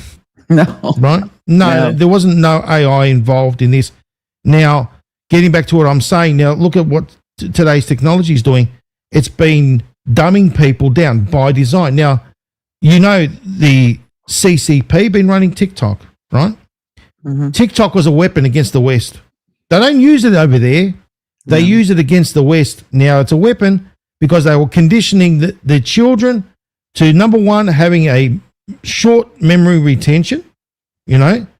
Then they've been also using the entertainment aspect of it. So they get hooked on it, you know, using music, and the algorithms also are intelligent enough to be able to ascertain what state of mind you're in, and then they Right. give you more of that, these particular influencers, because they are influencers. What's the word influencer? Influencing. Empower, that's what we do. We empower people with knowledge. You know what I mean? Right. That's what it is. Like what I did before. When I gave that analysis, D, of how I proved. I didn't just say it's just fake, right? Right. I explained. It took me 10 minutes of explanation of what I had to learn and do in part of my course, which took me a while, of photo analysis, okay, and photo investigation. Now, I broke it down in 10 minutes. Now, that takes work to sit there and explain it so people get it. I don't call it layman's terms. I don't like that word. So people can comprehend. Comprehend it. It's about Well, so they can comprehending retain something. it. Now, there's a difference between somebody that can make people comprehend and they can teach people and they can learn, okay? And there's people that think they're geniuses, as I said, and they go around with their million boxes behind them with papers and shuffling them around and shoving them in screens and speak at rapid speed. Now, no. That makes no sense, and people think that he's a genius because he's speaking at rapid speed and he's unorganized. No, that's chaos. Yeah. Right? That's not a Agreed. genius. Agreed.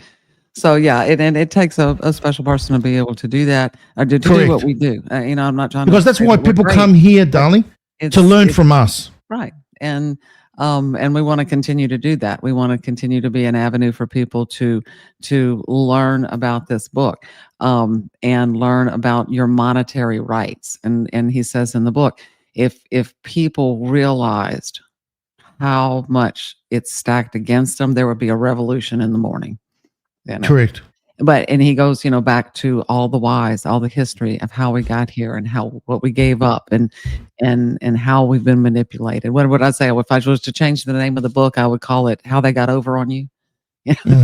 That's How they bent us over the barrel. how they got over on you is exactly what they've done.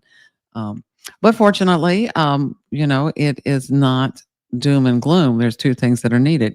We want to support President Trump and what he's doing, and I feel that he is definitely headed in the right direction. And we want to continue to educate people, but it's up to the people themselves as well. You've got to talk about this. For the longest time, like I said, most people do not know anything about Nesara or GERBRECHT. You mention it to them. The ones that do know think it is the conspiracy because that's all they've had for 20 plus years. That's all they've known. So they think that is fact. And so it's very hard to break through that barrier. So you bring up Nesara and they go, "Oh no, thank you. We don't want any of that." People who don't know about it usually are genuinely interested. But because we've exposed the grifters and we are bringing the truth to light, it no longer needs to be kept whispered in dark corners. You can talk to people about it, right? And the more we do that and the more we share it, it will spread awareness. And people really don't know. I mean, they know something's wrong. They know the system's against them. They know they can't get ahead, but why? That's what they don't know. And that's what you learn in here is the why and how to fix it. Exactly. And this is it's real solutions. Okay. Real people, not the mystical characters of, whatever they come up with all these names, that they haven't been able to prove. Right. Right. Nothing they've been able to prove everyone is afraid to ask them. This is the thing. I see it, they're afraid to ask them the hard questions because then they make them feel like they're stupid. You know what I mean? If they ask any questions that, basically doesn't go with their narrative. And then they've got their followers that sort of make the other person feel like stupid as well. That's the one that's standing out there asking them those kind of uncomfortable questions. Yeah. You know what I mean? Yeah. Yeah. I don't, there is no dumb question. Everybody's, like I said, everybody starts somewhere. And if you're not curious and you're not ever going to learn anything, you're not going to find anything out. And sometimes if you ask a question It's probably a question that somebody else wanted to ask, but they were too shy to do so. So think about that. You may be helping someone else with a question that you think is small or irrelevant, or that you'll be made fun of, but maybe everybody else is thinking the same thing too. You never know. It's called going with the herd. That's what I wanted to say. Right. Okay. Yeah, You know what I mean? Right. Going whatever with what the herd is doing. So if the herd is jumping off the cliff, they're going to jump off the cliff with them, Yeah. Yeah. Unfortunately. That is true. I think one of the comments was, I'm glad there is an actual plan. There is a plan. It has never been presented in Congress. So I want to make sure people understand that. This is not something that they're going to suddenly vote on. It has never been presented on the floor of the Congress, and therefore it is up to the people to make that happen. We're working. We've sent some books out to a few people in Congress, and that's really probably going to be my next phase, is trying to get some of them to work with us. Let's get Massey would be good. Yeah, I already sent him a book. Yeah, sure. Oh, you sent Thomas Massey a book. Yeah. Fantastic. All right, so That's good. Let's see if we hear anything back from him. That'll be good. yeah, And I think yeah, Thomas, great. you know what? I'm going to go send him an email. Okay, send him an email. Send him an email. Yes, Right. Thomas, please, have a look at this book. Right. It's real solutions. You know what I mean? Real Mhm. deal stuff. Because you know what? We all need to do our bit. Yes, that's what We it's all about. need to do our bit. Yeah, President Trump and his team are fabulous, but they can't do everything on their own. And the more we know, and the more we know the truth, better assistance we can be. Exactly. Mm. Any other questions, guys? Okay, we'll give you a 5-minute warning before we wrap it up. What do you reckon, Dee? That sounds good. Sounds good. Okay, now let's play rapid questions. Come on. Pop Rapid in the questions. queue and then put in we'll call it the hot seat. Okay? You're in Okay. the hot seat, Dee, by the way. It's a lightning round. Put the queue in front and then your question. Now is your opportunity, Okay. please, guys. Okay, here comes one. How about Fetterman? I actually, I like him. I have to say, he's, I think he's smarter than people let on. And so let me play this tape out for you. Mhm. He's joining the party of common sense, right? Now, two schools of thought on that. Either he believes in the party of common sense, which I feel is, my intuition tells me that's accurate, or he's smart enough to know that that's where the wave is going. And if he's going to be on that train, he's going to get on that train. But I personally, I like him. I don't He's think you like Fetterman after what I'm going to show you, Dee. I don't want to see all that stuff. No. It's very quick. It's very quick, right? Now, he's in Pennsylvania, isn't he? Yes, he is. Good old Fetterman. Mhm. Okay, pay attention to your screen. Are you ready? I don't know. Oh, yeah. I think they have to do that to get in. No, they do it, and he's basically been given a pager by Satan Yahoo. Okay, Mhm. so he went to Israel, paid on the, as I said, with all the others, and basically he is bought and sold. He literally is. Well, yeah. Well, and I don't think there's one up there that you haven't brought there. Macy, is it? APAC. Macy, yeah, I think he was. Macy, there's a few of them that aren't. But that's what I'm saying. This is the real deep state that we're dealing with. All right. The foreign entity. Fetterman 2.0. I see that comment. Yeah, We'll see. okay. Do you know about Oh. that story, don't you? What? About Sorry. Fetterman 2.0? Mm-mm. Oh, Okay, actually, so stroke. in other words, Fetterman, before he basically, before he had his little heart attack, whatever it was, stroke, He had a whatever it was, stroke. he Mhm. was dumb as bricks, right? Right. Yeah. Then all of a sudden, he had that little stroke, whatever it was, and then he became smarter. Mhm. Okay, how does that work? That's what I I'm don't saying. know. Fetterman The brain is miraculous. 2.0. Yeah. Yeah. But he's for the moment, he's all right. He Okay. knows his party left him. Yeah, I think that's true. And I think for survival, he's smart enough to see that that's where the wave is going. You know, like again, whether that pans out in his actions and what he does, time will tell. You know, it's like who is it? One of the comedians. Is it Bill Maher? Bill Maher has don't always. even talk about that one, please. I know, but wait. Yeah. Before you just trash him, let me just say this. And you know I'm going to do it. I know you will. You I know you you know will. that I'm going to do Nobody it. So there's just get over it.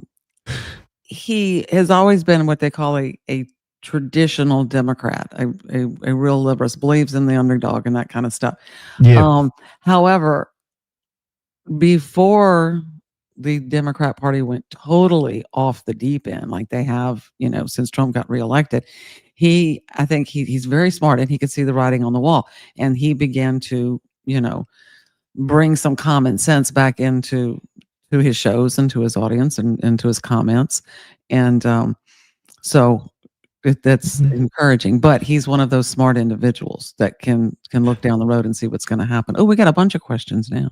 Okay, let me just do that while we're on that little topic there. Okay. You would have all seen this, right? And you would have thought to yourself, what the hell's going on? Now, if you watched my pulse on the Telegram, I did a little bit of a decode, and they said the key word is exposure, right? So number one, we know that Mr. Bill Maher is mentioned in the Q drops, right? Q drop 3398.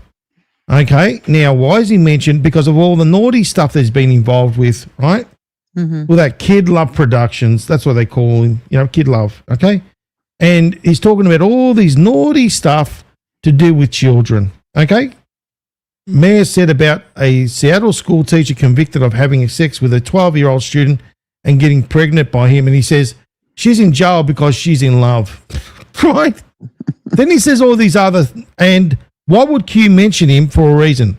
And then it says here, not joke and reference about Epstein, because why is he not attempting to connect back to POTUS? He's involved, right? Yeah, that's he's involved. Yeah. Now, what is interesting is this. Now, you know what Marjorie Taylor Greene, insider trading, she was before saying about Pelosi.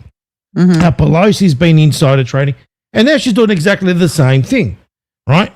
So what it leads me to believe, and then you're seeing hang around with this character who she was speaking out against the deep state, against all these, you know, entities, and all of a sudden she's done a whole 360. Exposure, ladies and gentlemen. She's been used as a, shall we say, like Tucker Carlson for his reach. So they're using him to expose the state of Israel and all these other things. Then you got Marjorie Taylor Greene that's doing exactly the opposite of what she was, you know, she was saying about Pelosi. She's doing exactly the same thing. Then she's hanging around with Bill Maher at some Halloween do, you know what I mean? And that's what I'm saying. Exposure. Don't get yourselves caught into the emotional aspect of it. And remember, Bill Maher also, D, has been caught wearing the red shoes, right? You know what the red shoes are? I know what the red shoes are. Yeah. Yes, yes. It's to do with all the pedophilia and all the child sacrificing and stuff like that, right? Yeah. So, do you get what I mean? Oh, yeah. I see what you mean. Yeah. And I know people, piece of shit and all that. Yeah, no, we know he's a piece of shit. We know there are pieces of shit. And it's just exposure. What we do is we use our logic, our calm minds prevail, and then we're able to see what's really going on, right? Yeah. You do have to remove your emotions from it. So correct. So how will Social Security work? Any insights or ideals? I'm assuming Rand Paul now wants us to work until 70 years old. Well, I don't agree with anybody working unless you absolutely have to. But so Nesara does not speak to when or what age Social Security would be awarded. What it does do is provide tax incentives for people on fixed incomes, specifically Social Security, a low income, but for anyone on a low income.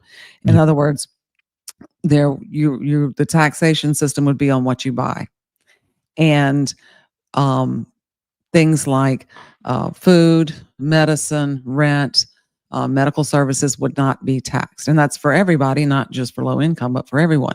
And so thereby their dollars will go further. That is the only thing that the bill speaks to.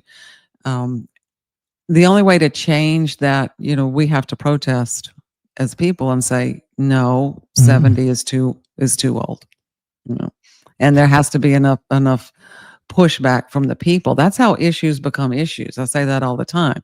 Why are we talking about bathrooms and this kind of stuff or whatever the subject is that is just a non-issue? Because someone screamed loud enough and they finally had to address it, or it's being used as a distraction method. One of these two things, right? So it's up to us to say, no, that's not what we want. Now, there's a way of asking questions, ladies and gentlemen, and having a bit of respect. Here we respect President Trump for what he's doing, right? If you're going to ask a question, put a Q in front of it so we know. Because I've got a question here that's a little bit nasty, D, if you know what I mean. Okay. Now, but prior to answering that one, and we said there are people that put in questions, but put the Q because we can grab it straight away. We know. So there's one here and it says, is there anyone that can be trusted with this knowledge? So that's from Stella. Okay. What does that mean specifically? Yes, I don't specifically, trusted with this knowledge. Which knowledge? Yes, you need to be more specific, Stella. Yeah. If it's something I can answer, I will. So. Now, there's another one. This one here, which, as I said, okay, there's a way of asking a question and being respectful. And, this is where you got to remember that President Trump has to do what he has to do to expose these entities, right? Has to obviously play the game, friends close, enemies closer. Okay. Isn't it right, Yeah. D? Right, that's right. And so, yeah, friends close, enemies closer, so he can monitor them and know what's going on, and get that kind of intel.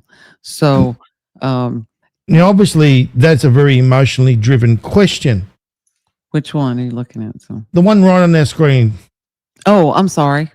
When I blow the screen up, my toolbar covers it. So you read it. Is Trump bullshitting all of us and sending us down the wrong path? It's a question. It's a valid. It's a valid question, but there's very valid question. There's need to be a little bit more respect in that sense because. Well, yes, but again, it's who knows what we can judge people by are their actions. So let's go back and look at what he's done, and have I benefited personally? Has the country benefited? And that will give you an answer. People can say anything out of their mouth. You got to watch their feet. You got to watch what they do. So that's your judgment right there. If what he's doing is good for the country, I believe it is, so I don't think that he's misleading us. No, he's not. Look, you could see never before. Think about this, guys. Look at it from this perspective. This is a worldwide movement. Yeah. Worldwide. Think about this. President Trump, what he's doing is all unprecedented. He's exposed fake news. He's really put the spotlight on them. Now, you think about somebody that wants to continue misleading the public and the masses. They wouldn't be exposing fake news. They wouldn't be exposing the Fed of how they've been operating as far as being unfair and making statements and getting rid of key characters in the Fed. He wouldn't be doing all these things. So realistically speaking, looking at it from a logical standpoint, no, he's putting us on the correct path. Right? That's the way I see it, D. Yeah. I think he's putting us on the correct path so that we can empower ourselves. By making the company, which again aligns with the same philosophy as Harvey in the bill, that a productive country is a better place to be. That's what people want. They want to be able to have their lives, make a fair living, and be productive and be proud of what they do. It hasn't been that way. You work yourself to death and never get ahead, and you never will under that current monetary system. So I believe that he's steering us down the right path because he knows that's what's going to be successful. He's an exceptional businessman. He knows what works. Well, he says it takes the outsider, not a politician. He's not a politician. He's an outsider, someone with business sense. He knows what real solutions are, and he's not leading us in the wrong path. No, I don't believe so. Now you think about all these things that he's doing. Yeah, lovely. Look, good question. Besides look, that was a great question. It was. I must admit. Thank you very much. What do you call it? The safe neighborhood. The safe neighborhood. I like that. Thank you. Yeah. Okay. Next one was this one, I think. Okay. Let me see if I can find that one. If the Fed went down. Okay, go ahead and read it. Okay. If the Fed went down, wouldn't the country debt go with it? I think we discussed this before. We have gone through this. We have. And because that's all interconnected. So yes, if the system collapses, yes, right? But where does that leave us without a plan? Okay. So if we have not made provisions already to have a stable currency, to have a fair taxation plan, and those things are ready to go. And again, you can't just do it overnight. You know, these things have to go through the system. They have to be constitutional. So it would not be good for us if the system just collapsed. Let me just put it that way. It needs to be done organically, and it needs to be done correctly. Excuse me. Here's another one. Okay. Oh, did I do something? Is that a statement or that one there, D? I just put it up. Okay. What about those on Social Security disability? It's different. Again, that's the judgment whether someone gets Social Security disability or disability benefits from the government is a decision made by by the Social Security Administration. Nesara does not get into those things. That's a separate qualification. What Nesara addresses is the taxation. Once you get money in your hands, then what you spend on is only thing that you'll pay taxes. So a quick little example. People who buy bigger ticket items, cars, houses, jewelry, more clothing, stuff like that, they're going to pay a bigger part of the taxes. People on lower incomes who are just providing for their family, coupled with the mortgage interest and the no more compound interest, which will lower mortgage payments and time frame and the amount you're going to pay back, all of that goes into the mix. And so it helps lower income people. So there's no different tax rate. Like I said, you just pay at the register, which also feeds back into the privacy. Right now, we know that the IRS is and has been weaponized, and this will bring privacy back to the average citizen. Keep your receipt, don't keep your receipt, it doesn't matter. Nobody's coming to check to see when you went to McDonald's or whatever you did with your money. So I just want to say you're welcome. Say the safe neighborhood is new. Thank you. I'm in Bridgeport, CT. Where's CT? Connecticut? Must be. Bridgeport, Connecticut. So. Yeah. A liberal dying clown world. No, you're welcome. You're welcome. And welcome. And if you want to, he's saying he wants to go to the Q Lounge to have a chat with our members. You're most welcome to go there. Now, Carol, can you put that in the chat, please, and send it to the safe neighborhood? That'd be great. Put the link up there in the chat. Yeah, welcome to the family. And he says, he's got to hear. What did he say? He said, "Oh, you're sweet." There we go. A wonderful family. Okay, thank you. We love people. We do. Look, we do, guys. Yeah. Okay. Now, I think this is an add-on to the previous one. All right. Is that a question or a statement, would you say? Like I said, if I don't put it on the screen, I can't read it. So what does it say? It says, but not at a regular retirement age. That's just a reply to somebody else. Yeah.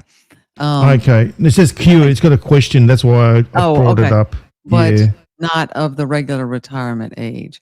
Yeah, I'm not quite sure what that question would be.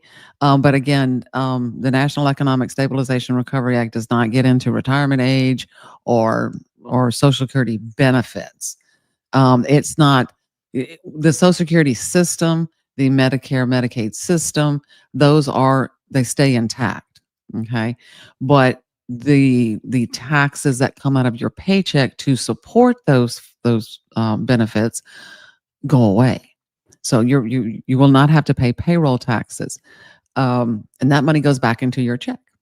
And if the whole system is put into place, that money in your check is now stable. It has a value, so it will go further, right? And no inflation. Ramon has made a statement which I think is, I feel like I've been working my behind off, just spinning my wheels. Look, we all feel that way.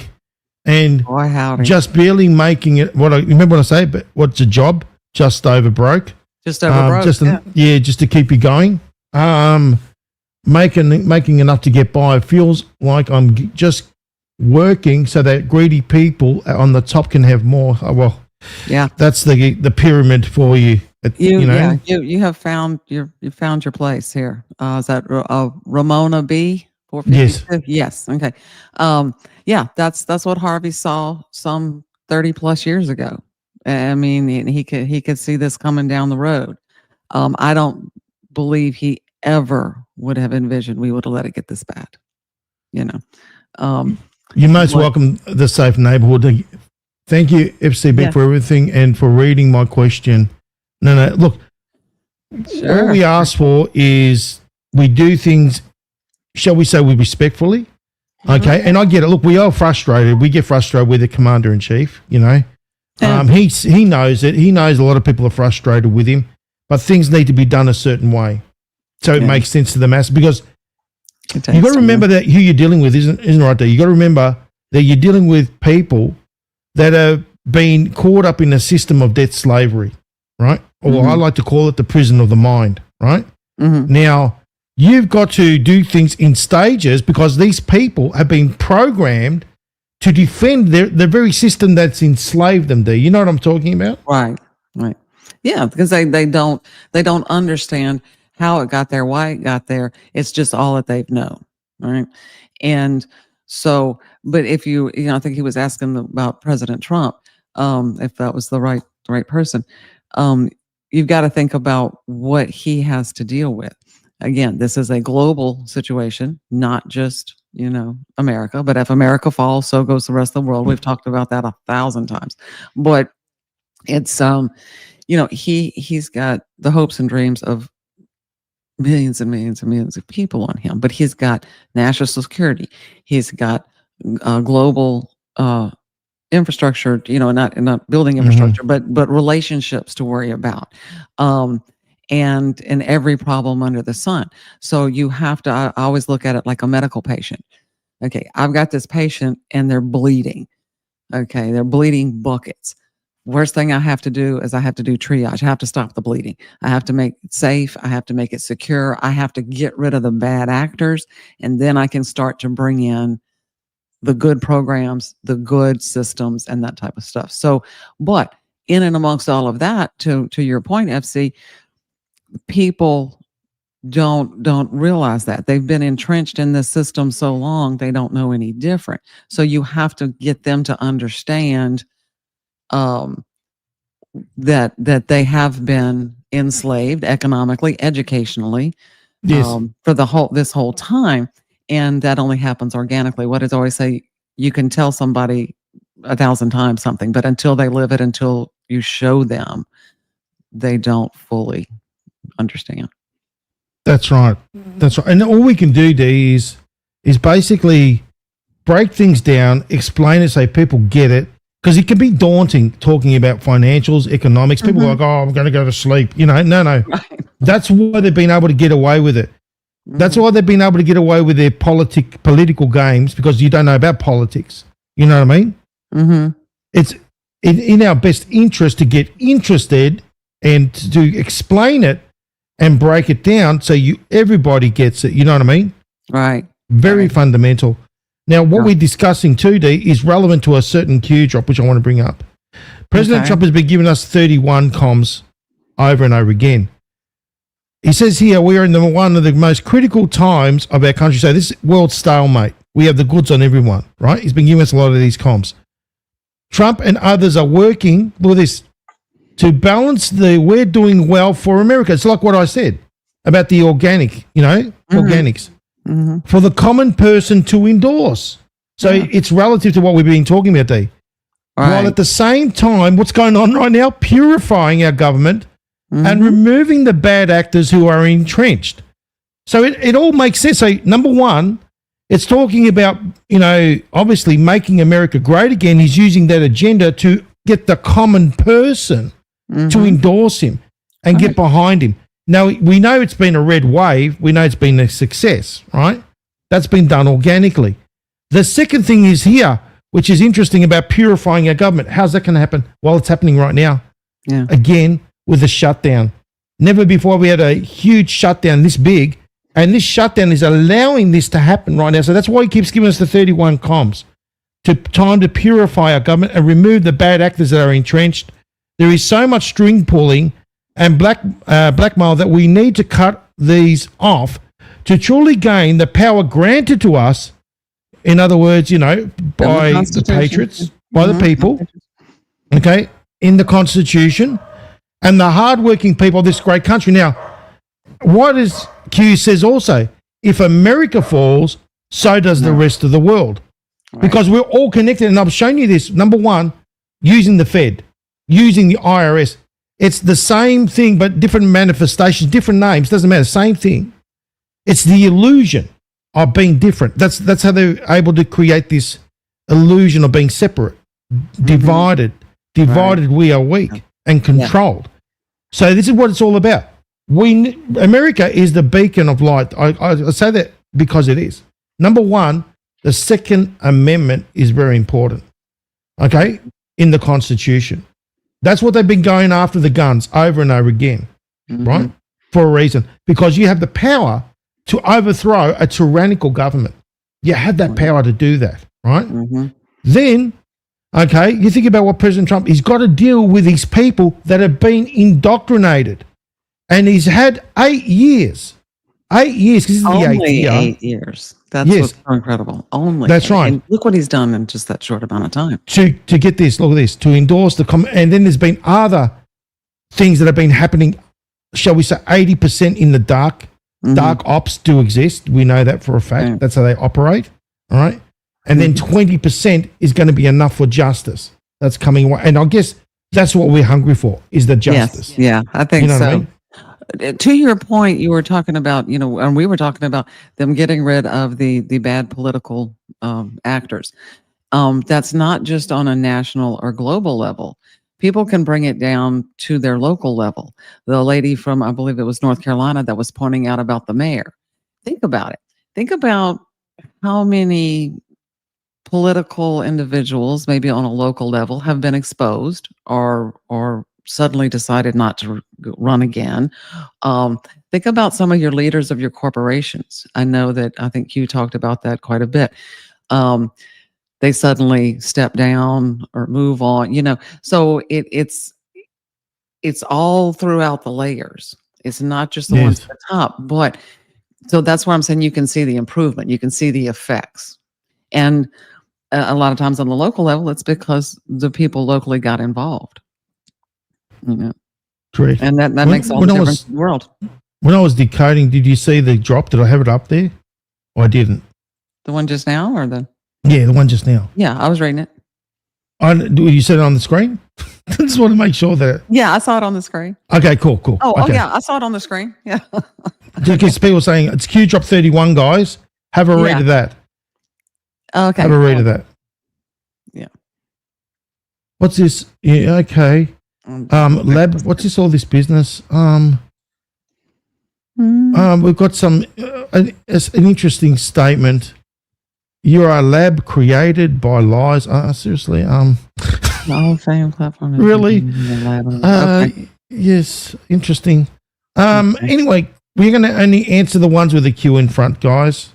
Okay. To be fair. Okay, here's another question. Okay, Go this is a for it. legit question. Mhm. Okay. It says, I cashed out my 401k and taxes took back 20%. Will I ever recover that through Nesara? The answer is no. I hate to just be blunt, but that's the way it is. If Nesara were to pass, and then it is a change of the system at that time. So the past is the past and the future is the future. Okay. So past taxes that were paid are not going to be refunded. Going forward, the tax system would be different, and you would not have been taxed on that money, because the way it is set up in the bill, you are incentivized to save, you are incentivized to invest, and you are not penalized for doing so, when you withdraw your money. And that's just the hard facts. It's kind of like the same thing with the mortgages and the compound interest. Are you going to get all that? No, you're not. If you have a house, and let's say you bought the house for, let's say, $100,000, you've been paying on it for a while. Well, let's start at the beginning. You bought a house for $100,000. In the end, you're going to probably end up paying $275,000 to $300,000 back under the compound interest system. With compound interest being made illegal, your loan is recalculated at the time the bill would pass. And therefore, if you have paid enough principal plus the monetization fee, which would now be legal for the bank to charge, which is a fraction of what compound interest would be, if you have satisfied all of that, then you would be finished paying for your house. If you haven't, then you still have some to go. But there is no refunds called for. Now, that doesn't mean that that's written in stone. Nothing's written in stone. This hadn't been presented to Congress yet. So those are the kinds of things that would be talked about as the legislatures debate it. What are we going to do about this? What are we going to do about that? How are we going to handle certain issues? And so it's a very good question, though. Very good question. And look, we answer questions as long as it's done with respect. Now, obviously, I had to show someone the door because I was nasty. That's okay. That's all right. Yes. Anyone else? Now's all right. I think we're getting close to the cutoff time, guys. Dee, anything you want to say? No, I just want to thank everybody for joining us this evening, and I'm so grateful that y'all are interested and asking questions and have a discussion with us. I hope that you're enjoying the information that we're bringing you, and we will have some more next week. We'll figure out. We certainly have things on our homework list.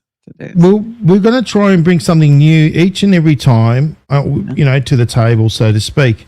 And there's a lot of, obviously, areas that we're going to look into, Dee, especially, I think we need to look into the bail-in laws and the bail-out laws. Very important. Maybe we should write that down. Yep. Right here. So bail-in and bail-out laws. Already got one from earlier. See how does Basil actually work with that.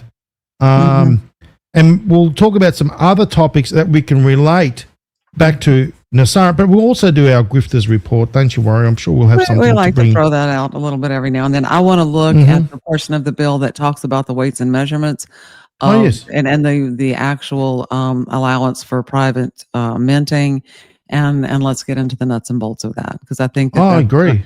I think, we had a lot of questions on it this week, and I think that, we need to provide that information. Sure. Y'all go to the website, please share. Click like, subscribe. Please go to my Facebook page. I have a lot more information there. And get your book. It is available on Amazon in paperback, and the Kindle version on Amazon, and Barnes & Noble also has an online version. So you can go to https://NesaraInstitute.com and you can go to the website and you can buy this lovely book. It's an amazing book. And it supports, as it goes to, to Dee and Jean, and, when you buy the merch and all that, it helps out the family. Okay. Yes. Now, also, there's a lot of great content on the website as well that you can benefit from. So please make yourselves familiar with the website, and also please join Dee on social media. Okay. Show your support. We really got to get behind this, guys. We really need to do this grassroots styles. Organic. Yes, absolutely. And I'll say, get, subscribe. Oh, we to got one to FCB. sneak one in. Okay. Are you willing to Subscribe take one more? Sure. Subscribe to FCB on Rumble and anything's on YouTube. Look, great information, not pertaining to the economy, whatever. Very, very good information, bringing the truth to light. So please support him as it will. Thank you. Oh, so becoming wealthy through Nesara is not what will happen. Becoming wealthy. Okay, that's a very- that's a great question. Yeah, no, thank you for that question. Yeah, define wealth. In the very beginning, in the opening, the I'm gonna very put that first up there. chapter, we talk about, it's in the book, with the difference between wealth and money. Okay, and wealth is something tangible that is derived from labor and materials, and it will deteriorate over time. That's wealth. Money is something that we all collectively agree is a medium of exchange. Okay. So becoming wealthy.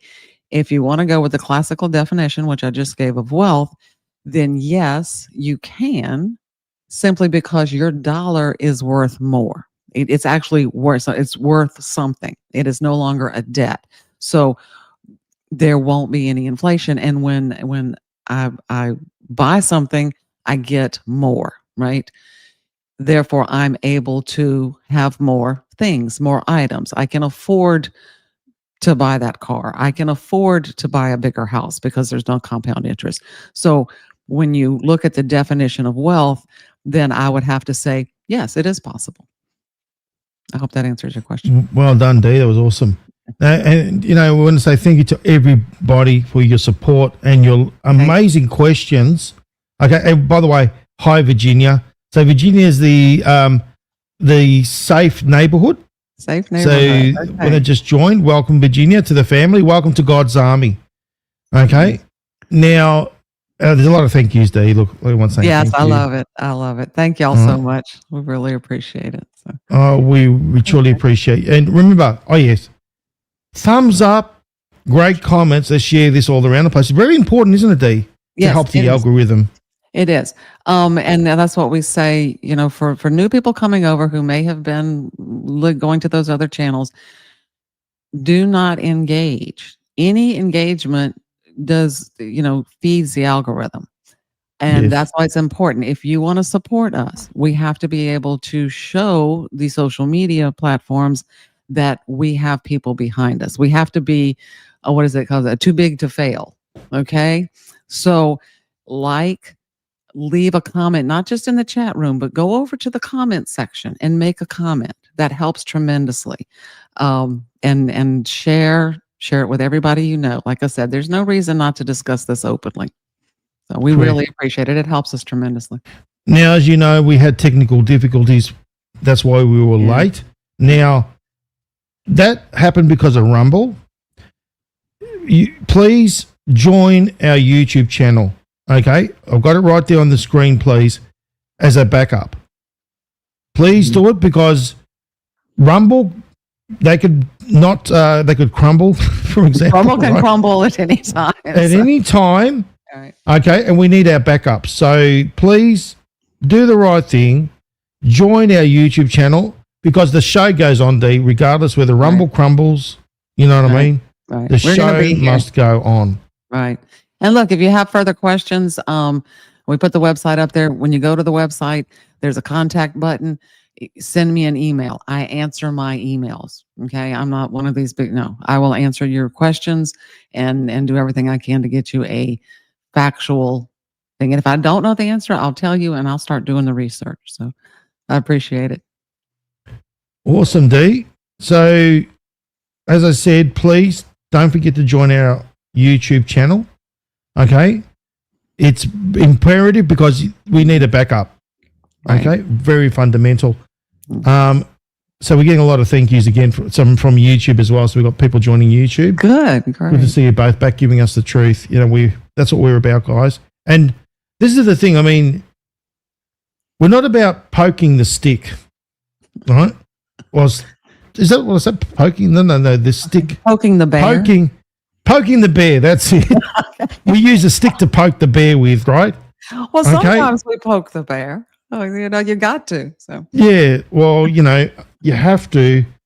So, but it's the way you do it using the That's facsiments right. and receipts that makes the Right. difference. yeah, you have to have your backup. In other words, we don't go around making trouble, right? People think that we're a bunch of troublemakers. No, no, no, no, no. We want to empower people with the truth. There's a difference. Knowledge is power, empowerment. Influencers influence somebody because they've got a narrative. There's a difference. And you think about it, when somebody influences somebody, they usually influence somebody because they're weak-minded, confused, that sort of thing. You know what I mean? Mm-hmm. With us, we empower you with the knowledge. So we say, how did we come to that conclusion? You know what I'm saying, Dee? It's a big difference. No, there's a huge difference. There's a huge difference. And if we can, what they used to say in school, when I went to school, was show your work. You document, and then we get in the medical field as I've been working, at the center, director of nursing. I said, if it's not documented, it never happened. You have to show your work. And that's what we like to do. We want to go and learn it and be able to show how we got to this conclusion and give you so that you can go check it out yourself. Why do you think we supply our references? Go and look it up yourself. Just like with that little med thing that I did. It literally took me 3 seconds to debunk what they were saying, just by taking the initiative to go and search it out. That's right. Mm-hmm. And be proud of who you are. Don't think because I'm an individual. No, celebrate they're an individual. Celebrate it. Don't be part of the flock. You know what I'm saying, Dee? Right. Be different. Yeah. Be different. As President Trump says, it's the outsider that makes the difference, right? It is. It is. You're correct. So, all right. Well, good evening, everybody. And we will see you next time. Thanks for joining us. God bless you all. See you soon. Bye. Thank you.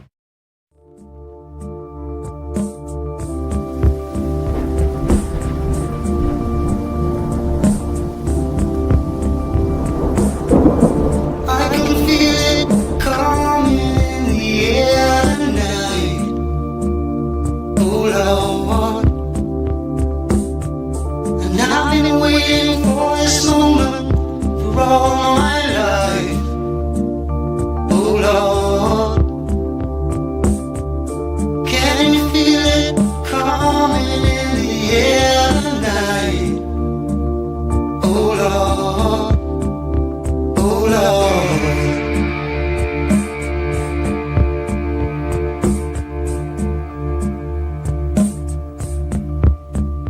well, if you told me you were drowning, I would not lend a hand. I've seen your face before, my friend, but I don't know if you know who I am. I was there and I saw what you did. I saw it with my own 2 eyes. So you could wipe off that grin. I know where you've been. It's all been a pack of lies. And I can feel it coming in the air tonight. Oh Lord. Well, I've been waiting for this moment for all my life. Oh Lord, I can feel it coming in the air tonight. Oh Lord, well, I've been waiting for this moment for all my life. Oh Lord, oh Lord.